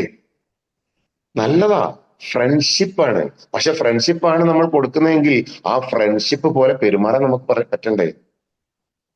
നമ്മൾ ഫ്രണ്ട്ഷിപ്പ് കൊടുക്കുകയും നമ്മള് അധികാരമുള്ള അച്ഛനെ പോലെ പെരുമാറുകയും ചെയ്യും. അത് രണ്ടുമാണ് കോൺഫ്ലിക്റ്റ് ഉണ്ടാക്കുന്നത്. ഒന്നുകിൽ നിങ്ങൾ അച്ഛനായിട്ട് മാറി നിൽക്കുക, അമ്മയായിട്ട് മാറി നിൽക്കുക, അല്ലെങ്കിൽ ഫ്രണ്ട് ആവുക. ഫ്രണ്ട് ആയാൽ പിന്നെ സംസാരം പോലും ഫ്രണ്ട് ആവണം. അതെല്ലാ സമയത്തും ഫ്രണ്ട് ആവണം. മാർക്ക് കുറയുമ്പോൾ മാത്രം അച്ഛനാവുക, അല്ലാത്തപ്പോ ഫ്രണ്ട് ആവുക. കുട്ടി സ്കൂളിൽ പോവാതിരിക്കുമ്പോ അമ്മയാവുക, അല്ലാത്തപ്പോ ഫ്രണ്ട് ആവുക. അവിടെയാണ് കുട്ടിയും നമ്മൾ തമ്മിൽ ഉണ്ടാവുന്ന കോൺഫ്ലിക്റ്റ് സ്റ്റാർട്ട് ചെയ്യുന്നത്. ഇനി ടെക്നോസാവി എന്ന് പറഞ്ഞൊരു സാധനം, അറിവുകളെല്ലാം കുട്ടിക്ക് വേൾഡ് വൈഡ് അറിവുകൾ ആ കുട്ടി കിട്ടിക്കൊണ്ടിരിക്കുന്നത്. ടെക്നോസാവിയിൽ ലോകത്തുള്ള മൊത്തം കാര്യങ്ങളെ ഒരു വിരൽത്തുമ്പിലേക്ക് കിട്ടാവുന്ന അത്രത്തിൽ ലോകം മാറി. അതുകൊണ്ട് കുട്ടിയുടെ എക്സ്പീരിയൻസുകൾ ഡിഫറെന്റ് ആണ്. കുട്ടി ലോകത്തുള്ള രക്ഷിതാക്കളെ കാണുന്നു, ലോകത്തുള്ള ടീച്ചേഴ്സിനെ കാണുന്നു, ലോകത്തുള്ള കുട്ടികളെ കാണുന്നു. അതേപോലെയുള്ള ഒരു കുട്ടിയായിട്ടാണ് കുട്ടിയെ ഐഡന്റിഫൈ ചെയ്തത്. അതുകൊണ്ട് ലോകത്തുള്ള കുട്ടികൾ പ്രവർത്തിക്കുന്നത് പോലെയാണ് ഇപ്പോഴത്തെ കുട്ടികൾ പ്രവർത്തിക്കുക. ലോകത്ത് എങ്ങനെയാ? ലോകത്ത് ഫ്രാൻസില് കഴിഞ്ഞ വർഷം ഒരു കുട്ടി രക്ഷിതാവിനെതിരെ കേസ് കൊടുത്തു, പോലീസ് അറസ്റ്റ് ചെയ്തുകൊണ്ട് കുട്ടിയുടെ അവകാശം നിഷേധിച്ചതിന്. അത് കുട്ടിക്കറിയാം, ഏത് ചെറിയ കുട്ടിക്ക് പോലും. ഇനി കുട്ടികളിൽ തന്നെ പഠന രീതികൾ മാറി. കാരണം കണ്ടുപഠിക്കുന്നവരായി. അവർ കുട്ടിക്കാലത്തെ വീഡിയോസ് കണ്ടുവരുന്നവരാ, അവർ കുട്ടിക്കാലത്തെ കേട്ട് പഠിക്കുന്നവരാ. നമ്മൾ എഴുതിയും വായിച്ചും പഠിച്ചവരാ. നമുക്ക് ഇപ്പോഴും ഒരു പോയിന്റ് കേട്ടാൽ എഴുതി വെച്ചാലേ മനസ്സമാധാനം കിട്ടൂ. നമ്മളുടെ കുട്ടികൾ എഴുതിനെ കുറിച്ച് ആലോചിക്കുകയില്ല. കാരണം അവർക്ക് എഴുതണ്ട, കേട്ടവരാണ്, കണ്ടവരാണ്. ആ ഒരു ജനറേഷനെ മൊത്തം വിളിക്കുന്ന പേരാണ് ആൽഫ ജനറേഷൻ എന്ന്. ഇതാണ് ഈ ജനറേഷന്റെ പ്രശ്നങ്ങൾ. ഇവയ്ക്ക് പരിഹാരം വേണം. പരിഹാരം എന്ന് പറയുന്നത് ഒരു ഒരു ഒരു മണിക്കൂർ കൊണ്ടോ അരമണിക്കൂർ കൊണ്ടോ നമുക്ക് അവതരിപ്പിക്കാൻ പറ്റിയ ഒരു സാധനമല്ല. നമ്മുടെ ലൈഫ് സ്റ്റൈല് ഈ ആൽഫ ജനറേഷന്റെ ലൈഫ് സ്റ്റൈൽ അനുസരിച്ച് മാറുന്നു. ഒന്ന്, പഠനത്തിന്റെ കാര്യത്തിലാണ് കാര്യമായ മാറ്റം വരാനുള്ളത്. കാരണം പഠനം എന്ന് പറയുന്നത് എഴുതിയും വായിച്ചും മാത്രമല്ല പഠിക്കേണ്ടത്, കേട്ടും കണ്ടും കൂടിയാണ് പഠിക്കേണ്ടത് എന്ന ധാരണ ഒരു ആസ് എ പാരന്റ് നമ്മളിലേക്ക് വരണം. എന്നിട്ട് നമ്മള് കാണിച്ചു കൊടുക്കാൻ പറ്റണം. അതിന് നമുക്ക് ഉപയോഗിക്കാവുന്ന ഒരു സിമ്പിൾ ടെക്നിക്ക് ചൈനീസ് പാരന്റിങ്ങിലുണ്ട്. അവര് നഴ്സറിയും സ്കൂളൊക്കെ വിട്ടുവരുന്ന കുട്ടികളെ എങ്ങനെയാണ് പഠിപ്പിക്കുന്നത് എന്ന് ജസ്റ്റ് ഒന്ന് നിങ്ങൾ യൂട്യൂബിലൊക്കെ ചൈനീസ് പാരന്റിങ് ഒന്ന് അടിച്ചു നോക്കിയാൽ കാണാൻ പറ്റും. നല്ല രസമാണ്. അമ്മ കുട്ടി സ്കൂൾ വിട്ട് വരുമ്പം തന്നെ ഒരു അമ്മയുടെ ബാഗും കൊണ്ട്, കുട്ടിയുടെ ബാഗല്ല കേട്ടോ, അമ്മയുടെ ബാഗ് തോളിലിട്ടിട്ട് സ്കൂൾ ബസ് വരുന്ന സ്ഥലത്തേക്ക് ഓടിച്ചില്ല. എന്നിട്ട് അമ്മ അവിടെ വെയിറ്റ് ചെയ്യുക, സ്കൂൾ ബസ് വന്ന് നിൽക്കുന്ന സ്ഥലത്ത്. കുട്ടി ഇറങ്ങിയിട്ട് വരുമ്പോ അമ്മ കുട്ടിയുടെ കൈ പിടിക്കുകയൊന്നുമില്ല. അമ്മ കുട്ടിയോടൊപ്പം വീട്ടിലേക്ക് നടക്കും. അപ്പൊ ആ കുട്ടി നടക്കുന്നത് പോലെ ആയിരിക്കും അമ്മ നടക്കാതെ മാത്രമേ ഉള്ളൂ. കുട്ടികൾ നടക്കുന്നതിന് ഒരു വ്യത്യാസമുണ്ട്. അമ്മ നടക്കുന്ന പോലെ അല്ല കുട്ടികൾ നടക്കുന്നത്, ശ്രദ്ധിച്ചാൽ മനസ്സിലാവും. ബാഗൊക്കെ പുറത്തിട്ടെങ്കിൽ ഒരു മൂവ്മെന്റിൽ ഒരു ചെറിയ വ്യത്യാസം ഉണ്ടാവും. ആ മൂവ്മെന്റിന്റെ വ്യത്യാസത്തോട് കൂടിയാണ് നടക്കുക. അപ്പോ കുട്ടിക്ക് നേരത്തെ പറഞ്ഞ റിലേഷൻഷിപ്പിലൊക്കെ ഒരു പ്രത്യേക തലച്ചോറുള്ളത് കൊണ്ട് കുട്ടിക്ക് കുട്ടിയെ പോലെ തന്നെ അമ്മയെ കാണാൻ പറ്റുന്നു. അതാണ് പുതിയ ജനറേഷൻ പ്രത്യേകത. ഞാൻ പറഞ്ഞില്ലേ, എന്റെ ഉപ്പയെ ഞാൻ കണ്ടത് ഒരു ഉയർന്ന തലത്തിൽ നിൽക്കുന്ന ഒരാളായിട്ടാ. എന്റെ മക്കൾ കാണുന്നത് അവരെ പോലെ തന്നെ. അതുകൊണ്ടാണല്ലോ ഇപ്പൊ നേരത്തെ ഒരാൾ പറഞ്ഞു ഉപ്പാനോട് റീൽസ് എടുക്കാൻ പറയുന്നത്. അവരുടെ ഫ്രണ്ടിനെ വിളിക്കുന്ന പോലെയാണ് അവർ വിളിക്കുന്നത്. അതേ ഫ്രണ്ട് നടക്കുക എങ്ങനെയായിരിക്കും എന്നതുപോലെയാണ് അമ്മയും നടക്കുക. അപ്പൊ അതുകൊണ്ട് ഫ്രണ്ടിന്റെ കൂടെ പോകുന്ന ഒരു ഫീലാണ് കുട്ടി കിട്ടുക. എന്നിട്ട് നേരെ വീട്ടിൽ ചെന്നിട്ട് അമ്മ ചെരുപ്പഴിച്ചിട്ട് ഷൂ റാക്കിലേക്ക് എടുത്തു വെക്കും. അപ്പൊ കുട്ടിയും ഷൂ റാക്കിലേക്ക് എടുത്തു വെക്കും. അമ്മ നേരെ പോയിട്ട് തന്റെ ബാഗ്, അമ്മയുടെ ബാഗാണ്, കുട്ടിയുടെ ബാഗല്ല, അമ്മയുടെ ബാഗ് എടുത്തിട്ട് ബാഗ് വെക്കാനായിട്ടൊരു സ്ഥലം ഉണ്ടാവും, അവിടെ കൊണ്ടുപോയി വെക്കും. എന്നിട്ട് നേരെ റൂമിലേക്ക് കയറി ഡ്രസ്സൊക്കെ അഴിച്ചിട്ട് ഒരു പ്രത്യേക ബോക്സിൽ, വാഷിങ്ങിനുള്ള ബോക്സിലേക്ക് ഇടും. എന്നിട്ട് കുളിമുറിയിൽ കയറി അമ്മ കുളിക്കും, കുട്ടിയും കൂടി വന്ന് കുളിക്കും. രണ്ടുപേരും കുളിച്ച് പുറത്തേക്ക് ഇറങ്ങിയാല് പുതിയ കുളിച്ച വസ്ത്രമൊക്കെ മാറി രണ്ടുപേരും കൂടെ അടുക്കളയിലേക്ക് പോകും. എന്നിട്ട് രണ്ടുപേരും കൂടെ ഫുഡ് കഴിക്കും. ഇത് ഒരു 20 ദിവസം കണ്ടിന്യൂസ് ചെയ്യുമ്പോൾ പിന്നെ അമ്മ അവിടെ അല്ലെങ്കിലും ഈ കാര്യങ്ങളൊക്കെ നടക്കും. അപ്പൊ നമ്മള് കാണിച്ച് പഠിപ്പിക്കേണ്ട ജനറേഷനാണ്, പറഞ്ഞ് പഠിപ്പിക്കേണ്ട ജനറേഷൻ അല്ല ഈ ജനറേഷൻ. ഡെലിഗേറ്റ് ചെയ്ത് വളർത്തേണ്ട ജനറേഷനാണ് ഈ ജനറേഷൻ. കാരണം ഉത്തരവാദിത്തങ്ങൾ അവർ ഏറ്റെടുക്കാൻ തയ്യാറാണ്. കാരണം നമ്മുടെ ജനറേഷനേക്കാളിലും കൂടുതൽ കപ്പാസിറ്റി ഉള്ളവരാണ്, കൂടുതൽ സ്കില്ലുള്ളവരാണ്. നിങ്ങൾ ആലോചിച്ച് നോക്കിയാൽ, നമ്മളൊരു സൈക്കിൾ ഓടിക്കാൻ പഠിച്ചത് എന്താ? ഞാനൊക്കെ ഒരു സൈക്കിൾ ഓടിക്കാൻ പഠിച്ചത് 5-6 മാസം എടുത്തിട്ടാ.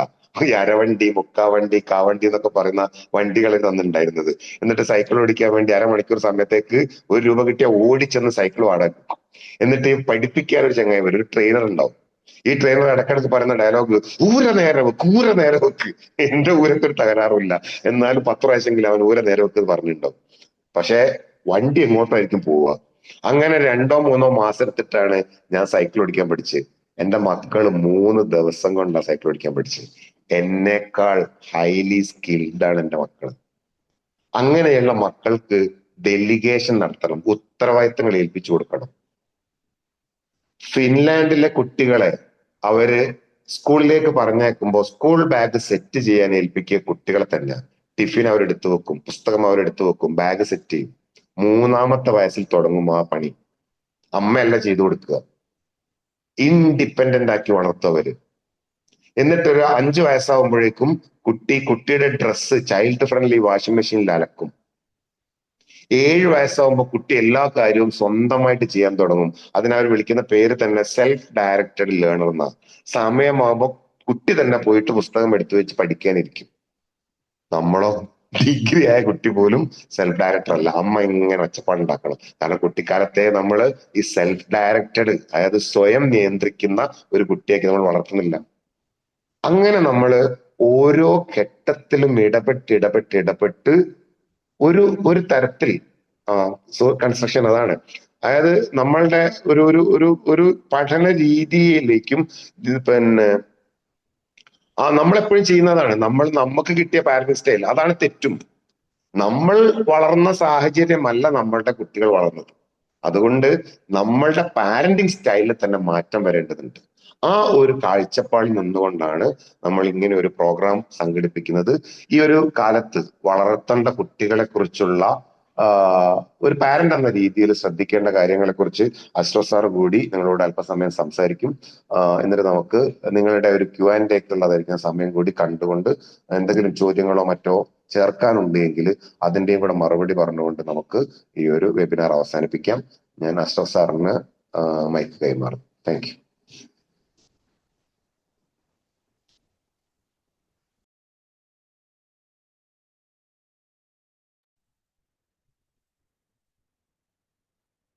Thank you Sharif sir, thank you very much. വളരെ രസകരമായിട്ട് നമ്മളുടെയൊക്കെ തലമുറകളെ വളരെ കൃത്യമായിട്ട് വരച്ച് കാണിച്ചു തന്നു. നമ്മൾ മുന്നോട്ടും പിറകോട്ടും യാത്ര ചെയ്യാണ്. ഇപ്പം എവിടെ നിൽക്കണമെന്ന് മനസ്സിലാവാത്തൊരു സമയം നമുക്ക്.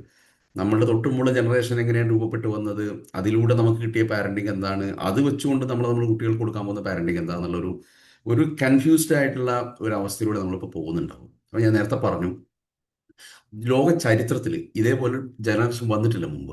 കാരണം ടെക്നോളജിയിലേക്ക് പറന്ന് വീണ കുട്ടികളാണ് ഇവർ. നമ്മളൊക്കെ ടെക്നോളജിയിലേക്ക് മൈഗ്രേറ്റ് ചെയ്ത ആളുകളാണ്, ഗതിയില്ലാണ്ട് മൈഗ്രേറ്റ് ചെയ്ത. അതുകൊണ്ട് തന്നെ നമ്മളെ തലച്ചോറിന് 2 പാറ്റേണും അറിയാം. കറണ്ട് ഇല്ലാതെ വളർന്നവരാണ് ഇപ്പൊ കറണ്ടിൽ ജീവിക്കുന്നുണ്ട്, നെറ്റ് ഇല്ലാതെ വളർന്നവരാണ് ഇപ്പൊ നെറ്റ് ഉപയോഗിക്കുന്നുണ്ട്, മൊബൈൽ ഇല്ലാതെ വളർന്നവരാണ് ഇപ്പൊ മൊബൈൽ ഉപയോഗിക്കുന്നുണ്ട്. ഈ 2 പാറ്റേണും നമുക്കറിയാം. പക്ഷെ നമ്മുടെ കുട്ടികൾക്ക് ഈ 2 പാറ്റേൺ അറിയില്ല. അറിയാത്തൊരു കാര്യത്തെക്കുറിച്ചായിരിക്കും പലപ്പോഴും നമ്മളോട് സംസാരിക്കുക. ഒരു സിനിമയിൽ ശ്രീനിവാസൻ പറയുന്നുണ്ടല്ലോ, ഞാൻ ഇത്രയും സ്കൂളിലേക്ക് നടന്നുപോയ കഥ പറയുന്നുണ്ടല്ലോ. ഇതൊക്കെ അവരെ സംബന്ധിച്ചിടത്തോളം കഥകൾ തന്നെയായിരിക്കും. അപ്പോൾ ഈ പുതിയ ജനറേഷൻ്റെ ഇപ്പോൾ ഇത്രയും പറഞ്ഞു വന്നതിൽ നമുക്ക് മനസ്സിലാവുന്നത്, ഇപ്പോൾ പലപ്പോഴും മാനസികാരോഗ്യ മേഖലയിൽ പ്രവർത്തിക്കുന്ന ഒരാളെന്ന രീതിയിൽ നമ്മൾ കൗൺസിലിംഗ് റൂമിലും ഒക്കെ വരുന്ന കുട്ടികളുടെ പ്രശ്നങ്ങളൊക്കെ 4 ഏരിയയിലേക്ക് നമുക്ക് കണക്ട് ചെയ്യാൻ പറ്റും. ഒന്ന്, ഇവരുടെ അറ്റൻഷനുമായി ബന്ധപ്പെട്ട ഒരു പ്രശ്നമുണ്ട്. എന്നുവെച്ചാൽ ഭയങ്കര റെസ്റ്റ്ലെസ്സാണ് കുട്ടികൾ, അടങ്ങിയിരിക്കാൻ പറ്റുന്നില്ല, തീരെ അടങ്ങിയിരിക്കാൻ പറ്റുന്നില്ല. അപ്പോൾ ഈ വെറുതെ ഇരിക്കുക എന്നൊരു പേടി നമ്മളൊക്കെ ചെറുപ്പിച്ച് ചെയ്തിരുന്നു. വെറുതെ ഇരിക്കുക, ഏതെങ്കിലും പിന്നെ കാറ്റ് കൊള്ളാൻ വേണ്ടി അല്ലെങ്കിൽ കുന്നിൻ്റെ ചെരുവിൽ ഇങ്ങനെയൊക്കെ വെറുതെ ഇരിക്കുന്നതിൻ്റെ സാധനം ഉണ്ടല്ലോ, അത് ഈ പുതിയ ജനറേഷൻ അത്ര പരിചയമില്ല. കാരണം വെറുതെ ഇരിക്കാൻ പറ്റുന്നില്ല അവർ. ഈ അറ്റൻഷൻ സ്പാന് കുറയാനുള്ള പ്രധാനപ്പെട്ട ഒരു സംഗതി എന്ന് വെച്ചാൽ ഡിജിറ്റൽ പ്ലാറ്റ്ഫോമിലേക്ക്, വിഷ്വലായ ലോകത്തേക്ക്, പിന്നെ വെർച്വൽ ലോകത്തേക്ക് ഭയങ്കരമായിട്ട് എക്സ്പോഷർ കിട്ടിയ കുട്ടികളാണ് അവർ. പറന്നു വീണതിൻ്റെ അകത്തേക്കാണല്ലോ. അപ്പോൾ അവരെ സംബന്ധിച്ചിടത്തോളം അതാണ് പ്രകൃതി എന്ന് പറയുന്ന സാധനം. അതുകൊണ്ട് തന്നെ ഒരു സ്ക്രോൾ ചെയ്ത് പോകുന്ന ഒരു ജനറേഷനാണ്. ഡിസ്ട്രാക്ഷൻ കൂടും. ഈ ഡിസ്ട്രാക്ഷൻ കൂടുന്നത് ക്ലാസ് മുറിയിൽ പഠനത്തെ, വായനയെ ഒക്കെ ബാധിക്കുന്നുണ്ട്. അപ്പോൾ നമ്മളൊക്കെ പലപ്പോഴും നമ്മുടെ കുട്ടിക്കാലത്തൊക്കെ ഒരുപാട് പുസ്തകങ്ങളൊക്കെ വായിച്ച ആളുകളാണ്. നമ്മുടെ കുട്ടികളെ വായനയിലേക്ക് നോക്കും നിങ്ങൾ. എന്തുകൊണ്ടാണ് വായിക്കാൻ പറ്റാത്തത്? ഈ ഡിസ്ട്രാക്ഷൻ കൂടുന്നതുകൊണ്ടാണ്. അപ്പോൾ ഒരു കാര്യത്തിൽ ഫോക്കസ് ചെയ്തിട്ട് അറ്റൻറ്റീവായിട്ട് ഇരിക്കാൻ പറ്റാത്തൊരു പ്രശ്നം അവരുടെ ബ്രെയിനിൻ്റെ പാറ്റേൺ ഉണ്ടായിട്ടുണ്ട്. ഇതൊരു കുഴപ്പമാണെന്ന് ചോദിച്ചാൽ അല്ല, പക്ഷേ പ്രത്യേകതയാണ്. രണ്ടാമത്തെ ഒരു ഏരിയ നമ്മൾ അഡ്രസ്സ് ചെയ്യേണ്ട പ്രധാനപ്പെട്ട സാറിൻ്റെ സംസാരം ഞാൻ കൺസോൾട്ടേറ്റ് ചെയ്യാണ്, കുട്ടികളെ സോഷ്യൽ സ്കിൽസാണ്. സോഷ്യൽ സ്കിൽ എന്നുള്ളത് മറ്റു മനുഷ്യരുമായിട്ട് നേരിട്ട് ഇടപഴകിയിട്ടുണ്ടാകുന്ന ഒരു സംഗതിയാണ്.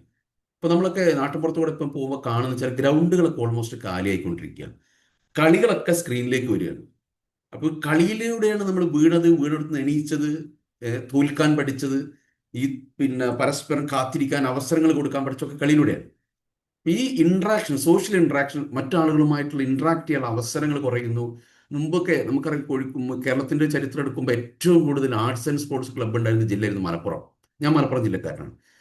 ഏറ്റവും കൂടുതലും. അപ്പോൾ ഈ വൈകുന്നേരം ആയിക്കുന്നുണ്ടെങ്കിൽ ക്ലബ്ബുകളെ മീറ്റിങ്ങുകൾ, ഇതിൻ്റെ പ്രോഗ്രാമിലൂടെയൊക്കെയാണ് നമ്മുടെയൊക്കെ ഒരു ബാല്യവും യൗവനവും ഒക്കെ കടന്നു പോയിട്ടുണ്ടാവും. ഇന്ന് അങ്ങനത്തെ ഒരു സംഗതി നാട്ടുപുറത്തില്ല. അപ്പോൾ അതുകൊണ്ട് തന്നെ ഈ കൂടിച്ചേരലുകൾക്കുള്ള അവസരങ്ങൾ, ഫിസിക്കലി കൂടിച്ചേരലുള്ള അവസരങ്ങൾ കുറയുന്നു. ഇത് കുട്ടികളുടെ സോഷ്യൽ സ്കില്ലിനെ വളരെ നന്നായിട്ട് എന്ന് പറയാൻ പറ്റില്ല, വളരെ മോശമായിട്ട് തന്നെ ബാധിക്കുന്നുണ്ട്. ഇത് രക്ഷിതാക്കളെയും അധ്യാപകരുടെയും ഒക്കെ ശ്രദ്ധയിൽ ഉണ്ടാവേണ്ട വളരെ പ്രധാനപ്പെട്ട ഒരു സംഗതിയാണ്. മൂന്നാമതൊരു സംഗതി കുട്ടികളെ വൈകാരിക പക്വതയാണ്. എന്നുവെച്ചാൽ പിന്നെ പറ്റുന്നില്ല, ടോളറേറ്റ് ചെയ്യാൻ പറ്റുന്നില്ല, സഹിക്കാൻ പറ്റുന്നില്ല. അതിൻ്റെ ഒരുപാട് സംഗതികളാണ് നമ്മൾ ന്യൂസിലൂടെ ഒക്കെ കണ്ടുകൊണ്ടിരിക്കുന്നത്. ഇമോഷണലി വീക്ക് ആയിക്കൊണ്ടിരിക്കുന്നുണ്ട് അവർ. കാരണം എന്താണെന്ന് വെച്ചാൽ ഒരു പിന്നെ വിഭവങ്ങൾ കൂടുകയും അത് ഉപയോഗിക്കുന്ന ആളുകളുടെ എണ്ണം വീട്ടിൽ കുറയുകയും ചെയ്യുമ്പോൾ എല്ലാം ചോദിക്കുമ്പോഴേക്ക് കിട്ടുന്നുണ്ട്. മുമ്പൊക്കെ നമുക്കറിയാം, വീട്ടിൽ ആദ്യത്തെ കുട്ടി, പിന്നെ ഉണ്ടാവുന്ന കുട്ടികൾ, അപ്പോൾ ഈ ആദ്യത്തെ കുട്ടിക്ക് വാങ്ങുന്ന സാധനം ആയിരിക്കും രണ്ടാമത്തെ കുട്ടി ഉപയോഗിക്കുന്നുണ്ടാവുക, ബാക്കി ഉണ്ടെങ്കിൽ അടുത്ത കുട്ടിക്കും കൊടുക്കും. ഇങ്ങനെ കൈമാറ്റം ചെയ്തപ്പെട്ട ഒരു സാധനമാണ്. ഇതിൽ ഏറ്റവും നിർഭാഗ്യവുമായി നടുവ് ജനിക്കുന്ന മക്കളായിരുന്നു, അവർക്കായിട്ടൊന്നും കിട്ടിയിട്ടുണ്ടാവില്ല. ഇന്ന് കുട്ടികളുടെ ഇടയിലുള്ള ഗ്യാപ്പ് കൂടുതലാണ്. കുട്ടികൾ ചിലപ്പോൾ ഒന്നോ രണ്ടോ ഉണ്ടാവും. അപ്പോൾ റിസോഴ്സുകൾ ഒരുപാടുണ്ട് വീട്ടിൽ. ഈ ഓവർ റിസോഴ്സിൻ്റെ അകത്ത് വളരുന്നതുകൊണ്ട് അതിൻ്റെ ഒരു അബണ്ടൻസ്, ഇഷ്ടം പോലെ ഇവിടെ ഉണ്ട് റിസോഴ്സ് എന്നുള്ളൊരു ചിന്ത കുട്ടിയിൽ വരുന്നുണ്ട്. അതുകൊണ്ട് തന്നെ ഉപയോഗിക്കുന്ന വസ്തുക്കൾക്ക് വില കുറയുന്നുണ്ട്, എല്ലാം ചോദിക്കുമ്പോഴേക്ക് കിട്ടുന്നുണ്ട്. ഇത് അവരുടെ വൈകാരിക പക്വതയെ ബാധിക്കുന്നുണ്ട്. അപ്പം ഞാൻ വിചാരിച്ച പോലെ നടന്നില്ലെങ്കിൽ അവരുടെ ബ്രെയിൻ്റെ അകത്ത് തന്നെ നമ്മൾ ഈ 2 ലോബുണ്ട് ബ്രെയിനിന്, ഈ ഫ്രണ്ടൽ ലോബുണ്ട്, പിന്നെ അമിഗ്ദല എന്ന് പറയുന്ന നമ്മളൊരു ബ്രെയിൻ്റെ ഭാഗമുണ്ട്, അതാണ് വൈകാരിക ബ്രെയിൻ, അത് ആക്ട് ചെയ്യും. അപ്പോൾ അതാണ് നമ്മൾ കാണുന്നത് പലപ്പോഴും എടുത്തുചാട്ടങ്ങളൊക്കെ കുട്ടികളെ. നാലാമത്തെ ഏരിയ നമുക്ക് അഡ്രസ്സ് ചെയ്യേണ്ടത് കുട്ടികളുടെ ഫിസിക്കൽ ആക്ടിവിറ്റി വളരെ കുറയുന്നുണ്ട്. ശരീരം അനങ്ങിക്കൊണ്ടുള്ള കളികൾ, മറ്റു കാര്യങ്ങൾ, വേർക്കലുകളും ഒക്കെ കുറയുന്നുണ്ട്. ഇത് ഒബിസിറ്റിയിലേക്ക്, പൊണ്ണത്തടിയിലേക്കും ജീവിതശൈലി രോഗങ്ങളിലേക്കും കുട്ടികളെ കൊണ്ടുപോകുന്നുണ്ട്. അപ്പോൾ കുട്ടിയുടെ ആരോഗ്യം, പഠനം, ശ്രദ്ധ, പെരുമാറ്റം, ഇങ്ങനെ എല്ലാ മേഖലകളെയും ബാധിക്കുന്ന കുറേ ഇഷ്യൂസ് കുട്ടികൾക്ക് ചുറ്റുമുണ്ട്. അപ്പോൾ രക്ഷിതാക്കൾ എന്ന രീതിയിൽ നമുക്ക് ചെയ്യാൻ പറ്റുന്ന കാര്യം എന്താ? ഈ പ്രശ്നമുണ്ട് നമ്മൾ പറഞ്ഞു കിടക്കാൻ എളുപ്പമാണല്ലോ. നമ്മൾ പഠിക്കണം. പഠിക്കുക എന്ന് പറഞ്ഞാൽ റിയാലിറ്റി വെച്ചിട്ട് പഠിക്കണം. എന്താണ് നമ്മൾ അനുഭവിക്കുന്ന പ്രശ്നങ്ങൾ, ഈ പ്രശ്നങ്ങളെ ചർച്ച ചെയ്തിട്ട് പഠിക്കണം. എന്നിട്ട് അതിന് ഏറ്റവും പ്രാക്ടിക്കലായ സൊല്യൂഷൻസ് എന്താണെന്നുള്ളത് നമ്മൾ കണ്ടുപിടിക്കണം. പാപ്പിയോൺ സൊല്യൂഷൻസ് രക്ഷിതാക്കളോടും ടീച്ചേഴ്സിനോടും പറയാനുള്ള സംഗതി, വളരുന്നൊരു മൈൻഡ് സെറ്റ് നമുക്കുണ്ടെങ്കിൽ നമുക്ക് ഈ കുട്ടികളുടെ കൂടെ വളരാൻ പറ്റുന്നുള്ളൂ. 2 വിഭാഗം മനുഷ്യരാണ് ലോകത്തുള്ളത്. ഒന്ന് ഫിക്സഡ് മൈൻഡ് സെറ്റുള്ള ആളുകൾ, മറ്റൊന്ന് ഗ്രോത്ത് മൈൻഡ് സെറ്റുള്ള ആളുകൾ. ഫിക്സഡ് മൈൻഡ് സെറ്റുള്ള ആളുകൾ പ്രത്യേകം നമുക്കറിയാം, ഇതൊക്കെ എനിക്കറിയാം, അതൊക്കെ എത്ര കേട്ടതാണ്, ഇതൊന്നും നന്നാൻ പോകുന്നില്ല എന്നുള്ള വളരെ പ്രജുഡിസ്ഡായ, പ്രീ ഒക്യുപ്പൈഡ് ആയ ഒരു ചിന്തയായിട്ടിരിക്കുന്ന മനുഷ്യരായിരിക്കും. അവരെ സംബന്ധിച്ചിടത്തോളം അവർ ഓർമ്മകളിൽ ജീവിക്കുന്നവരായിരിക്കും. ഓർമ്മകളിൽ ജീവിക്കുന്ന മനുഷ്യർക്ക് പെട്ടെന്ന് പ്രായമാവും. അവർ കമ്മ്യൂണിക്കേറ്റ് ചെയ്യുന്നത് തന്നെ ആയിരിക്കും കൂടുതൽ ഉണ്ടാവുക. പഴയ കാലം നല്ലതായിരുന്നു, പഴയ കാലം അത്ര നല്ല കാലമൊന്നുമല്ല. നമുക്കറിയാം 100 വർഷം മുമ്പുള്ള കേരളം എന്ന് പറഞ്ഞാൽ എത്ര വൃത്തികെട്ട സംസ്ഥാനമായിരുന്നത്. എല്ലാവർക്കും റോട്ടിലൂടെ നടക്കാൻ പറ്റുമായിരുന്നു? എല്ലാവർക്കും സ്കൂളിൽ പറ്റുമായിരുന്നു? ഇല്ലല്ലോ. അപ്പോൾ അതൊക്കെ താണ്ടിയിട്ടാണ് നമ്മൾ ഇന്ന് ഇവിടെ എത്തിയിട്ടുള്ളത്. അപ്പോൾ ഈ പഴമയിൽ ഓർമ്മകളിൽ ജീവിക്കുന്ന മനുഷ്യരായിട്ട് ഈ ആയിരിക്കും ഈ ഫിക്സഡ് മൈൻഡ് സെറ്റുള്ള മനുഷ്യർ. ഗ്രോത്ത് മൈൻഡ് സെറ്റുള്ള മനുഷ്യരാണ് നിരന്തരം മാറ്റിക്കൊണ്ടിരിക്കും, നിരന്തരം പുതുക്കിക്കൊണ്ടിരിക്കും. തലച്ചോറിൽ പുതിയ പുതിയ ന്യൂറൽ കണക്ഷൻസ് വന്നുകൊണ്ടേയിരിക്കും. അതുകൊണ്ട് തന്നെ ലോകത്ത് നടക്കുന്ന ഏത് മാറ്റങ്ങളോടും പ്രശ്നമില്ലാതെ അവർക്ക് അവിടെ ലാൻഡ് ചെയ്യാൻ പറ്റും. മറ്റതൊരു ക്രാഷ് ലാൻഡിങ് ആയിരിക്കും. ഒരു ഫ്ലൈറ്റ് ലാൻഡ് ചെയ്യുമ്പോൾ ക്രാഷ് ലാൻഡിങ്ങിൻ്റെ അനുഭവം നമുക്കറിയാലോ, അതിലെന്തോ സംഭവിക്കാം. ഇതാണ് പല വീട്ടിലും നടക്കുന്നത്. അതാണ്. അപ്പോൾ കൃത്യമായ പാരൻറ്റിങ് എന്നുള്ളത് നമുക്ക് പഠിച്ചാൽ എന്താ? ഇത് പഠിക്കുക എന്നുള്ളത് നമ്മളോട് നമ്മളെ ജനറേഷനോട് കാണിക്കേണ്ട ഒരു നീതിയല്ലേ. അല്ലാതെ നമ്മൾ ജനറേഷൻ മോശമാണ്, കുട്ടികൾ അവിടെയാണ്, കുട്ടികൾ റോട്ടിലാണ്, കുട്ടികൾ തൊപ്പിയുടെ കൂടെയാണ്. ഇത് എന്തുകൊണ്ടാണ് കുട്ടികൾ തൊപ്പിയുടെ കൂടെ പോകുന്നത്? തൊപ്പി സംസാരിക്കുന്നത് കുട്ടികളുടെ ഭാഷയാണെന്നേ. കുട്ടികളുടെ ഭാഷയാണ് സംസാരിക്കുന്നത്, എവിടെയോരായിട്ട് കണക്റ്റ് ആവുന്നുണ്ട്. അപ്പോൾ രക്ഷിതാക്കൾ എന്നൊരു രീതിയിൽ, അധ്യാപകർ എന്നൊരു രീതിയിൽ നമുക്ക് ഇതൊക്കെ ഒന്ന് പഠിക്കാൻ പറ്റുക എന്ന് പറഞ്ഞാൽ അത് നമ്മളുടെ ഗ്രോത്താണ്. നമ്മൾക്ക് ഗ്രോത്ത് ഉണ്ടെങ്കിൽ സ്വാഭാവികമായിട്ടും നമ്മളുടെ കുട്ടികൾക്കും ഗ്രോത്ത് ഉണ്ടാവും. അപ്പോൾ പാപ്പിയോൺ നമ്മളോട് പറയുന്നത്, നമ്മൾ രക്ഷിതാക്കളോട് പറയുന്ന ഒരു സാഹചര്യത്തിലുള്ള പഠിക്കാൻ റെഡിയാവുക എന്നാണ്, മനസ്സിലാക്കാൻ റെഡിയാവുക. അപ്പോൾ നമ്മൾ പല സ്കൂളുകളും അനൗൺസ് ചെയ്യുന്ന ഈ ന്യൂ ജനറേഷൻ, ആൽഫ ജനറേഷൻ്റെ പാരൻറ്റിങ്ങുമായി ബന്ധപ്പെട്ട ഒരു കോഴ്സ് ഉണ്ട്. വൈസ് റൂട്ട്സ് എന്നതിൻ്റെ പേര്. വൈസ് റൂട്ട്സ് 10-20 സെഷനൊക്കെ അടങ്ങുന്ന പാരൻസ് ഓരോ ആഴ്ചയും ഓൺലൈനിൽ വന്നിരുന്ന് അവരുടെ വിഷയങ്ങൾ ചർച്ച ചെയ്ത്, അവരുടെ കുട്ടികളുടെ പ്രശ്നങ്ങൾ ചർച്ച ചെയ്ത്, അങ്ങനെ സ്വയം ശാക്തീകരിക്കുന്ന ഒരു കുറേ ഗ്രൂപ്പുകൾ ഇപ്പോൾ നമ്മൾ സ്കൂളിൽ ക്രിയേറ്റ് ചെയ്തുകൊണ്ടിരിക്കുകയാണ്. കാരണം ഈ കുട്ടികളെ കൂടെ പോകണമെങ്കിൽ, സ്പീഡിൽ പോകണമെങ്കിൽ അധ്യാപകരും രക്ഷിതാക്കളും ഒക്യുപ്പൈഡ് അവർ തയ്യാറെടുത്തേ മതിയാവും. അതിന് അധ്യാപകരും രക്ഷിതാക്കളും തയ്യാറെടുപ്പിക്കുക എന്നുള്ളൊരു പണിയാണ് നമ്മൾ ചെയ്തുകൊണ്ടിരിക്കുന്നത്. ഇതിന് രക്ഷിതാക്കൾക്ക് നമ്മൾ കൊടുക്കുന്ന ഒരു പ്രധാനപ്പെട്ട വളർച്ചയുടെ ഒരു അവസരമാണ് വൈസ് റൂട്ട്സിലുള്ള ഒരു കോഴ്സ്. ഇത് ഓൺലൈനിൽ പാപ്പിയോണ് അനൗൺസ് ചെയ്യാൻ പോകണം. ഇതിപ്പോൾ തുടക്കത്തിൽ നമ്മൾ ഒരു 5 സെഷനാണ് നമ്മൾ അനൗൺസ് ചെയ്യാൻ പോകുന്നത്. 5 സെഷൻ. നിങ്ങൾക്ക് താല്പര്യമുള്ള ആളുകളാണെങ്കിൽ, വളരാൻ താല്പര്യമുള്ള ആളുകളായി 5 സെഷൻ. ഇപ്പം നമ്മൾ ഷെരീഫ് സാർ തുടങ്ങി വെച്ചൊരു ഭാഗമുണ്ട്, ജനറേഷൻ്റെ പ്രത്യേകതകൾ, ഇനി നമ്മൾ ചർച്ച ചെയ്യാതെ പോകുന്ന ഒരുപാട് കാര്യങ്ങളുണ്ട്. ഇവർ പഠിക്കുന്നത് എങ്ങനെയാണ്, പഠന രീതി എങ്ങനെയാണ്, പഠനത്തിൽ എങ്ങനെ നമുക്ക് സഹായിക്കേണ്ടത്, ഇവർ അറ്റൻഷൻ ഡിസ്ട്രാക്ഷൻ കുറക്കാൻ എന്താ ചെയ്യേണ്ടത്, വൈകാരികമായ പക്വത ഉണ്ടാക്കാൻ എന്താ ചെയ്യേണ്ടത്, സോഷ്യൽ സ്കില്ല് ഡെവലപ്പ് ചെയ്യണം അതിനെന്താ ചെയ്യേണ്ടത്, ജീവിതത്തിലും കുറച്ചുകൂടെ മീനിങ് ആയിട്ട് സമീപിക്കാനൊക്കെ ഉള്ള ഒരു പരിശീലനങ്ങൾ കിട്ടണം, അത് നമ്മൾ എന്താ ചെയ്യേണ്ടത്, ഇത് നമ്മൾ കൂട്ടമായിട്ട് പഠിക്കുക എന്നുള്ളതാണ്.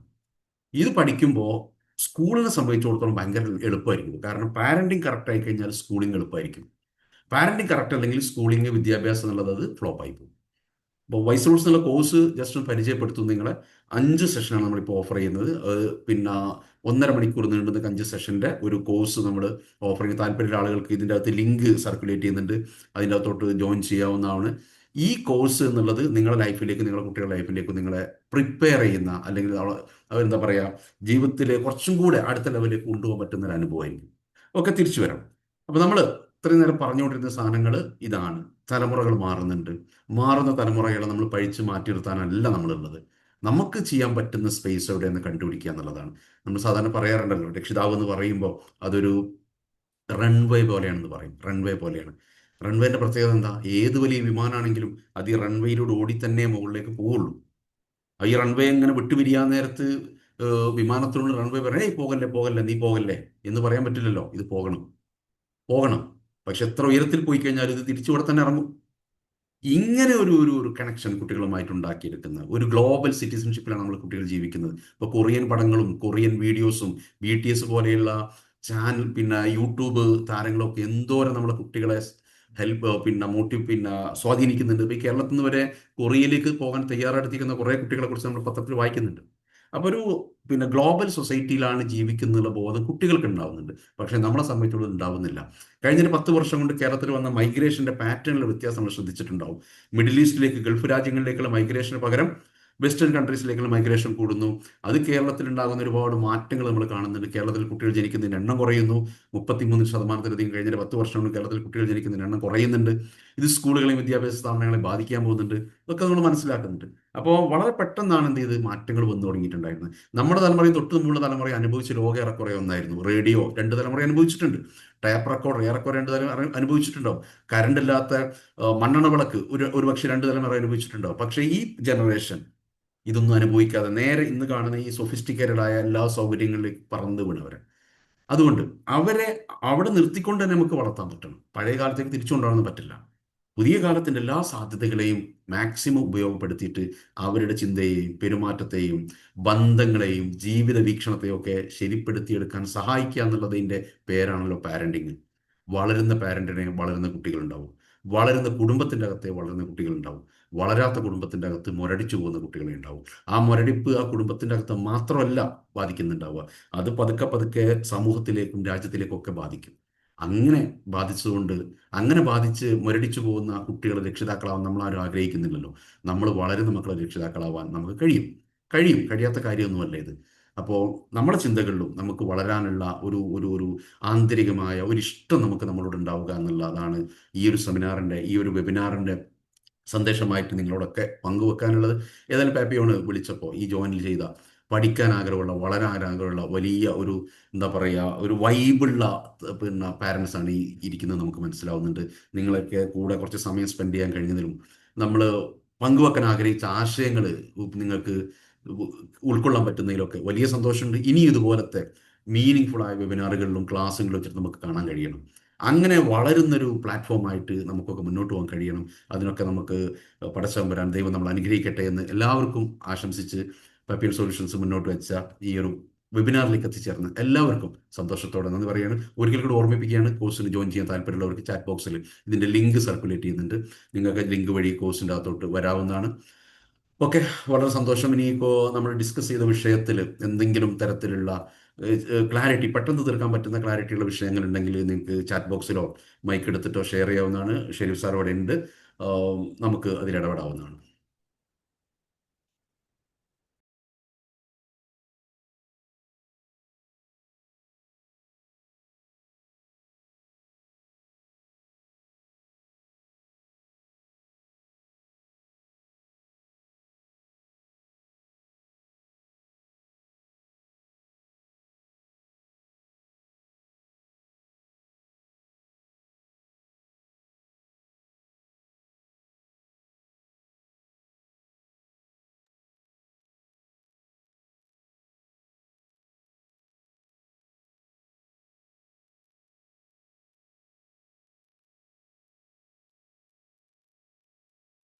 അഷ്റഫ് സാർ. വൈസ് റൂംസ് എന്നുള്ള കോഴ്സിന്റെ ലിങ്ക് നമ്മുടെ ചാറ്റ് ബോക്സിലുണ്ട്. അത് നിങ്ങൾക്ക് ഉപയോഗിക്കാവുന്നതാണ്. അതൊരു ഗൂഗിൾ ഫോമിന്റെ ലിങ്കാണ്. അപ്പം നിങ്ങൾ ഡീറ്റെയിൽസ് ആയിട്ടൊക്കെ എൻട്രി കൊടുത്തിട്ടുണ്ടെങ്കിൽ കോഴ്സിന്റെ കോർഡിനേറ്റേഴ്സ് നിങ്ങളെ കണക്ട് ചെയ്യും. ബാക്കി ഡീറ്റെയിൽസ് എല്ലാവരും നിങ്ങളത് ഷെയർ ചെയ്യുന്നതായിരിക്കും. Ashraf sir, yes. ഒരു ക്വസ്റ്റ്യൻ ചോദിച്ചിട്ടുണ്ടായിരുന്നു ഇതില്. എന്താണ്? പാമ്പറിങ് ടു സൈഡ്സ് പറയാമോ എന്ന്, from Naseeha. Pampering two sides അവരെ ചോദിച്ചിരുന്നു. എന്താണ്? കേട്ടില്ല. പാമ്പറിങ് പാമ്പറിങ് അല്ലേ? Okay okay. അതിന്റെ ടു എനിക്ക് സൈഡ്സ് പറയാം. പറയാം. പാമ്പറിങ് എന്നുള്ളത് ഇന്നത്തെ ജനറേഷനിൽ ഇപ്പോൾ കൗൺസിലിംഗ് റൂമിൽ നമ്മൾ പലപ്പോഴും കാണുന്ന ഒരു പ്രശ്നം എന്താ വെച്ചാൽ, രണ്ട് കാര്യങ്ങളാണ് ഇന്നത്തെ ഒരു ജനറേഷൻ്റെ ഒരു മാനസികാരോഗ്യത്തെ തകർക്കുന്നത്. അതിലൊന്ന് നേരത്തെ ഉള്ളതാണ്, ട്രോമകൾ. കുട്ടിക്കാലത്ത് ഏൽക്കുന്ന ട്രോമകൾ നേരത്തെ ഉണ്ട്. കുട്ടിക്കാലത്ത് ശാരീരികമായിട്ടോ മാനസികമായിട്ടോ ലൈംഗികമായിട്ടോ ഏൽക്കുന്ന ട്രോമകൾ, ഈ ട്രോമകൾ മനുഷ്യന്റെ ആരോഗ്യത്തെയും മാനസികാരോഗ്യത്തെയും തകർക്കും. പക്ഷേ പുതിയ ജനറേഷനിൽ ഉണ്ടാവുന്ന ട്രോമകൾ ഉണ്ട് കേട്ടോ, ട്രോമ നന്നായിട്ടുണ്ട്. അതിൻ്റെ കൂടെ തന്നെ സംഭവിക്കുന്ന ഒരു സംഗതിയാണ് ഓവർ പാമ്പറിങ്. പാമ്പറിങ് എന്ന് പറഞ്ഞാൽ ലാളിക്കുക എന്നാണ്. ലാളിക്കുക നമുക്കൊക്കെ ഇഷ്ടമാണ്, ലാളിക്കാൻ ഇഷ്ടമാണ്, ലാളിക്കപ്പെടാനും ഇഷ്ടമാണ് അല്ലേ? പക്ഷെ ഇത് ഓവറായി കഴിഞ്ഞാൽ എന്താ സംഭവിക്കുക? ഈ ഒരു പ്രശ്നം പുതിയ ജനറേഷനിലുണ്ട്. പലപ്പോഴും രക്ഷിതാക്കൾക്ക് അവിടെ ഒരു ക്ലാരിറ്റി കുറവ് വരും. ഞാൻ കാണിക്കുന്നത് സ്നേഹമാണോ ലാളനയാണോ എന്നുള്ളത് തിരിച്ചറിയാൻ പറ്റാണ്ടായിരുന്നു. ഞാൻ കാണിക്കുന്നത് സ്നേഹമാണോ ലാളനയാണോ എന്നുള്ളത്. കാരണം സ്നേഹത്തെ പലപ്പോഴും നമുക്ക് നിർവചിക്കാൻ പ്രയാസമുള്ളൊരു വികാരമാണ്. അതുകൊണ്ട് അത് പ്രകടിപ്പിക്കേണ്ടത് എങ്ങനെയാ അറിയില്ല. കാരണം നിർവചിക്കാൻ പ്രയാസമുള്ളതിനെ നമുക്ക് കാണിക്കുന്നവർക്കും പ്രശ്നമുണ്ടാവും. അപ്പോൾ സിമ്പിളാണ് സംഭവം, ഇങ്ങനെ മനസ്സിലാക്കി വെക്കുക. സ്നേഹം എന്ന് പറഞ്ഞാൽ കുട്ടിക്ക് ഒരു നീഡാണ് കിട്ടേണ്ടത്. നീഡാണ്, കുട്ടിൻ്റെ ആവശ്യമാണ് കിട്ടുക എന്നുള്ളത്. പാമ്പറിങ് എന്നുള്ളത് കൂടുതലും കുട്ടികളുടെ എന്താ പറയുക, ആവശ്യവുമായി ബന്ധപ്പെട്ടതല്ല, ആഗ്രഹവുമായി ബന്ധപ്പെട്ട ആഗ്രഹങ്ങളൊക്കെ സാധിപ്പിച്ചു കൊടുക്കുക എന്നുള്ളത്. ആഗ്രഹങ്ങളൊക്കെ സാധിപ്പിച്ചു കൊടുക്കുക, അതിനൊന്നും മുടക്കം വരരുത്. ഭക്ഷണം കഴിക്കുമ്പോൾ മൊബൈൽ ഇല്ലെങ്കിൽ കരയുക. അപ്പോൾ കരയുമ്പോൾ ഓക്കെ, കണ്ടോ മൊബൈൽ കണ്ടോ കൊടുക്കുക. സിമ്പിൾ എക്സാമ്പിൾ പറയാം. ഇനിയിപ്പോൾ അത് ചിലപ്പോൾ വീട്ടിൽ അച്ഛനും അമ്മയും കൊടുത്തില്ലെങ്കിൽ ഗ്രാൻഡ് പാരൻസ് ഉണ്ടാവും കൊടുക്കാൻ. ബൈപ്പാസ് ചെയ്യാൻ ആൾക്കാരുണ്ടാവും ചില വീട്ടിലൊക്കെ. ഈ ബൈപ്പാസ് ഉള്ള പല വീടുകളും നമ്മൾ കാണുന്നുണ്ട്. അപ്പോൾ ഈ ബൈപ്പാസിലൂടെ പോകുന്ന എല്ലാവർക്കും ഇഷ്ടമാണല്ലോ, തിരക്ക് കുറവായിരിക്കും. ഈ ഒരു കുഴപ്പമുണ്ട്. അപ്പോൾ ഞാൻ വിചാരിക്കുന്നതൊക്കെ കിട്ടുക എന്നുള്ളൊരു സാധനമുണ്ട്. പാമ്പറിങ്ങിൻ്റെ ഏറ്റവും ചെറിയ രൂപമാണത്. ഇങ്ങനെ ഓവർ പാമ്പേർഡായിട്ട് വളർന്ന കുട്ടികൾക്ക് ചലഞ്ചസിന്, വെല്ലുവിളിക്കാൻ നേരിടാനുള്ള കപ്പാസിറ്റി കുറയും. അവർ ഒരിക്കൽ തോൽക്കുള്ളൂ, പിന്നെ അവർ മരിക്കുക ചെയ്യും. തോൽവിയെ നേരിടാനുള്ള കപ്പാസിറ്റി കുറയും. മറ്റുള്ളവരുമായിട്ട് കോപ്പപ്പ് ചെയ്യാനുള്ള കപ്പാസിറ്റി കുറയും. ഇത് ഞാൻ കണ്ട് പലപ്പോഴും ഫാമിലി കൗൺസിലിംഗ് ഇരിക്കുമ്പോഴാണ്. വീട്ടിൽ ഒറ്റ പെൺകുട്ടിയായിട്ട് വളർന്ന കുട്ടി നന്നായിട്ട് ഓവർ പാമ്പേർഡ് ആയിട്ടുണ്ടെങ്കിൽ ഒരു 20 വയസ്സിന് ശേഷം മറ്റൊരു കുടുംബത്തിലേക്ക് ചെല്ലുമ്പോൾ ഈ ചെറിയ പ്രശ്നങ്ങളൊക്കെ വലിയ അഗ്നിപർവ്വത സ്ഫോടനമായിട്ട് അവൾക്ക് തോന്നും. കാരണം എനിക്ക് ചുറ്റുമുള്ള മനുഷ്യരൊക്കെ എന്നെ സന്തോഷിപ്പിക്കേണ്ടവരാണെന്നുള്ള ഒരു തെറ്റായ വിശ്വാസത്തിനകത്തായി ഈ കുട്ടി വളരുന്നുണ്ടാവുക. ഓവർ പാമ്പറിങ് എന്നുള്ളത് അപകടകരമായ ഒരു രീതിയാണ്. അത് നമ്മൾ കൊടുക്കുന്നുണ്ടോ ഇല്ലേ നമ്മൾ ശ്രദ്ധിക്കണം. അതിൻ്റെ നിർവചനം എത്രയേ ഉള്ളൂ, ആഗ്രഹങ്ങളെല്ലാം സാധിപ്പിച്ച് കൊടുക്കരുത്. ആഗ്രഹങ്ങളിൽ 100 ഉണ്ടെങ്കിൽ ഒരു 60ഓ 70ഓ കൊടുക്കാവും. ബാക്കി ഒരു 30ൻ്റെ ഗ്യാപ്പ് അവിടെ ഇടണം. അത് ഇടുമ്പോഴേ കുട്ടിക്ക് ജീവിതം കുറച്ചുകൂടി നേടേണ്ടതുണ്ടെന്ന് തോന്നുള്ളൂ. എല്ലാം കിട്ടി വളരുന്ന തലമുറ വഷളന്മാരായിരിക്കും. അവർക്ക് വിലയുണ്ടാവില്ല, പണത്തിന് വിലയുണ്ടാവില്ല, ബന്ധങ്ങൾക്ക് വിലയുണ്ടാവില്ല. വഷളന്മാരായിട്ട് മാറാൻ സാധ്യത കൂടുതലാണ് ഓവർ പാമ്പേർഡ് ആയിട്ടുള്ള ജനറേഷൻ. മാനസികാരോഗ്യത്തെ തകർക്കും, ജീവിത ലക്ഷ്യത്തെ തകർക്കും, അവർക്ക് ബന്ധങ്ങളെ വിലയുണ്ടാവില്ല. വലിയൊരു പ്രശ്നമാണ്. അപ്പോൾ പാമ്പറിങ് കൂടുതൽ കൊടുക്കാതിരിക്കുക എന്നുള്ളതാണ്. കുറച്ചൊക്കെ നമുക്ക് കൊടുക്കാം, പക്ഷെ ഓവർ ആയിട്ടുണ്ടെങ്കിൽ അത് മൊത്തം ജീവിതത്തെ താളം തെറ്റിക്കുന്ന ഒരു സംഗതിയായിരിക്കും. സാർ, ഒരു ചോദ്യം കൂടിയും കാണുന്നുണ്ട്, നമുക്ക് അതിന് കൂടി ആൻസർ പറയാം. ഒരു കുട്ടി ഒരു സാധനങ്ങളും നല്ല രീതിക്ക് സൂക്ഷിക്കുന്നില്ല, ബുക്ക്, ടൂൾസ് അങ്ങനെ ഒന്നും. അത് നമ്മൾ പാരന്റ് എന്ന നിലയ്ക്ക് നമ്മൾ എന്താ ചെയ്യേണ്ടത് എന്നുള്ളതാണ് ചോദിച്ചിട്ടുള്ളത്. ഓക്കെ, നല്ല ക്വസ്റ്റ്യനാണ്. നമ്മൾ അടിസ്ഥാനപരമായി മനസ്സിലാക്കേണ്ടത്, നമ്മൾ പ്രീ സ്കൂൾ ഏജ് വരെയുള്ള കുട്ടികളെ ശ്രദ്ധിച്ചാൽ മനസ്സിലാവും, കുട്ടികൾക്ക് ഓർഡർ ഇഷ്ടമാണ്. ഓർഡർ, ക്രമത്തിൽ പോവുക, ക്രമത്തിൽ. ഇപ്പോൾ ഞാനൊക്കെ എൻ്റെ വീട്ടിൽ ശ്രദ്ധിച്ചിട്ടുണ്ടായിരുന്നു, ഈ ചെരുപ്പൊക്കെ ഇവരിങ്ങനെ അടുക്കി വെക്കും വീടിൻ്റെ. നിങ്ങൾ ശ്രദ്ധിച്ചിട്ടുണ്ടാവും, വീടിൻ്റെ സ്റ്റെപ്പിൻ്റെ അടുത്ത് വീട്ടുകാർ ചെരുപ്പൊക്കെ അടുക്കി വെക്കും. ഒരു 3 വയസ്സ് 4 വയസ്സിലൊക്കെ കുട്ടികൾ. ഓർഡർ കുട്ടികൾക്ക് ഇഷ്ടമാണ് ശരിക്കും. ആരാണ് ഓർഡർ തെറ്റിച്ചെന്നറിയോ? നമ്മൾ തന്നെയാണ്. ഇപ്പം ഞാൻ എൻ്റെ മോൻ ശ്രദ്ധിച്ചാണ്, അവൻ കുറേ കാലം അടുക്കി വെച്ചു. പിന്നെ അവന് മനസ്സിലായി ഈ ചങ്ങാതിമാർ ശരിയാവില്ല എന്നുള്ളത്. പിന്നെ അവൻ നിർത്തി. ബാത്റൂമിൻ്റെ അകത്ത് പിന്നെ കുളിച്ചു വന്നിട്ട്, രാവിലെ കുളിച്ചു വന്നിട്ട് സ്കൂളിൽ പോകുന്നതിന് കുളിച്ചു വന്നിട്ട് ഈ നനഞ്ഞ തോർത്ത് ബെഡിലിട്ടാൽ കുട്ടികൾ അടിക്കും ചില അമ്മമാർ. നമ്മൾ ഈ ബാത്റൂമിൻ്റെ അകത്ത് കാര്യം നോക്കുക. എന്നിട്ട് ഈ നനഞ്ഞ തോർത്ത് വിരിക്കാൻ വേണ്ടിയിട്ട് നമ്മൾ അടിച്ച റോഡ് ഉണ്ടാവും, ഒരു സാധനം ഉണ്ടാവും അവിടെ. അത് ആരുടെ ഉയരത്തിൽ അടിച്ചു നോക്കുള്ളൂ? അത് മുതിർന്ന മനുഷ്യരുടെ ഉയരത്തിലായിരിക്കും അടിച്ചിട്ടുണ്ടാവും. പിന്നെ കുട്ടി ഇതെവിടെ ഇടും? ഓർഡർ കുട്ടികൾക്ക് ഇഷ്ടമാണ്. മുതിർന്നവർ ഓർഡർ തെറ്റിക്കുന്ന നിരന്തരം കാണുന്നുണ്ട് അവർ. അത് സാധനങ്ങൾ കീപ്പ് ചെയ്യുന്നിടത്താണ് ആദ്യം പഠിപ്പിക്കേണ്ടത്. അവനവൻ ഓരോന്നിനും ഓരോ സ്ഥലമുണ്ട്. അത് മുതിർന്ന ആളുകൾ അത് കീപ്പ് ചെയ്യുമ്പോൾ എന്ത് ചെയ്യും? കുട്ടികൾ അത് കോപ്പി ചെയ്യും. മുതിർന്നവരാണ് പലപ്പോഴും എന്ത് ചെയ്യുന്നുണ്ടാവുക, ഈ ഓർഡർ തെറ്റിച്ച് പഠിപ്പിക്കുന്നുണ്ടാവുക. എന്നിട്ട് നമുക്ക് നമ്മളെ ന്യായീകരണം ഉണ്ടാവും. ബൈക്കിൽ പോകുമ്പോൾ കയ്യിൽ ഹെൽമെറ്റ് തൂക്കിയിട്ടിട്ട് പോകുന്ന ഒരു ഫാദറിന്റെ കൂടെ യാത്ര ചെയ്യുന്ന കുട്ടിക്ക് കിട്ടുന്ന ഓർഡർ എന്തായിരിക്കും? ഓർഡർ എന്നുള്ളത് പലപ്പോഴും കുട്ടികൾ നമ്മളെടുത്തു നിന്നാണ് അത് തെറ്റിക്കാൻ പഠിച്ചിട്ടുണ്ടാവും. അപ്പം നമ്മൾ നമ്മളിലേക്ക് നോക്കിയാൽ മതിയെന്നാണ് എനിക്ക് തോന്നുന്നത്. ഇനി മറ്റൊരു ഇനി നമുക്ക് എന്തെങ്കിലും ഉണ്ടോ? മൈക്ക് ഓൺ ചെയ്ത് കൊടുക്കണം എന്ന് പറയുന്നുണ്ട്. കൊടുക്കണോ അതോ നമ്മൾ എനിക്ക് തോന്നുന്നു ഭയങ്കര ബഹളമായിരിക്കും. ആ ചാറ്റ് ചെയ്താലായിരിക്കും പിന്നെ ബഹളം. ക്വസ്റ്റ്യൻ ടെക്സ്റ്റ് ആയിട്ട് വന്ന 2 ചോദ്യങ്ങൾക്ക് ഉത്തരം പറഞ്ഞു സാർ. പിന്നെ മറ്റൊരു കാര്യം, ഫീസിന്റെ കാര്യവും കോഴ്സിന്റെ മോഡ്യൂളുകളും ചോദിക്കുന്നുണ്ട്. നമുക്കത് ഗൂഗിൾ ഫോം ഫില്ല് ചെയ്ത ആളുകൾക്ക് നമുക്ക് നേരിട്ട് അവരെ വാട്സാപ്പിലൂടെ അറിയിക്കാവുന്നതാണ്. അതല്ലേ സാർ ചെയ്യേണ്ടത്? അതൊന്ന് പറഞ്ഞേക്ക്. അത്രേ ഉള്ളൂ. ഇത് ഫീ ആയിട്ട് നമ്മളൊന്നും വാങ്ങിക്കുന്നില്ല.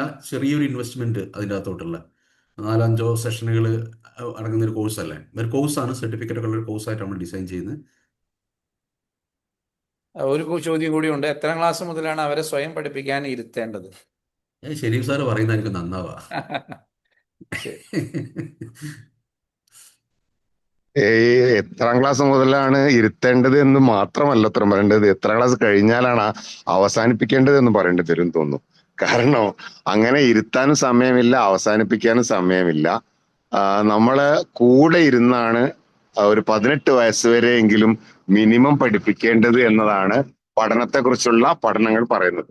അപ്പോൾ നമ്മള് ഒരുമിച്ച് ഇരുന്ന് നമ്മുടെ വീട്ടിലുള്ള ലിവിംഗ് റൂമോ ഡൈനിങ് റൂമോ ഒക്കെ ഒരു ലേണിംഗ് റൂമും കൂടി ആക്കി മാറ്റാൻ നമുക്ക് പറ്റുക എന്ന് പറഞ്ഞാൽ തന്നെ കുട്ടികൾ പഠിച്ചോളും.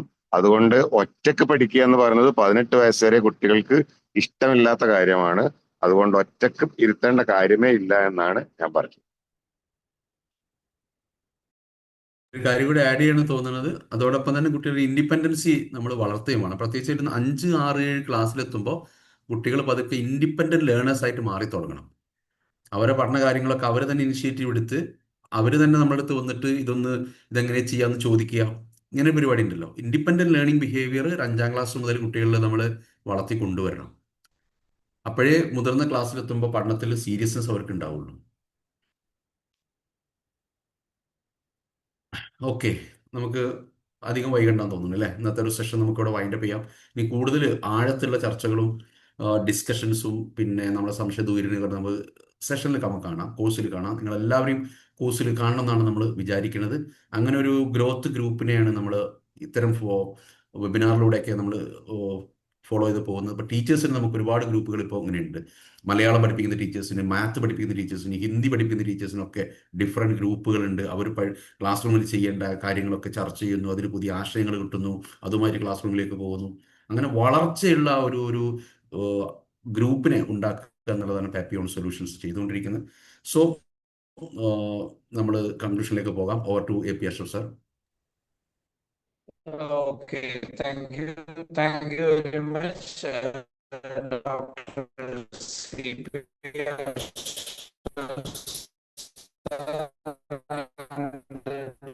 Dr. KM Sherif sir.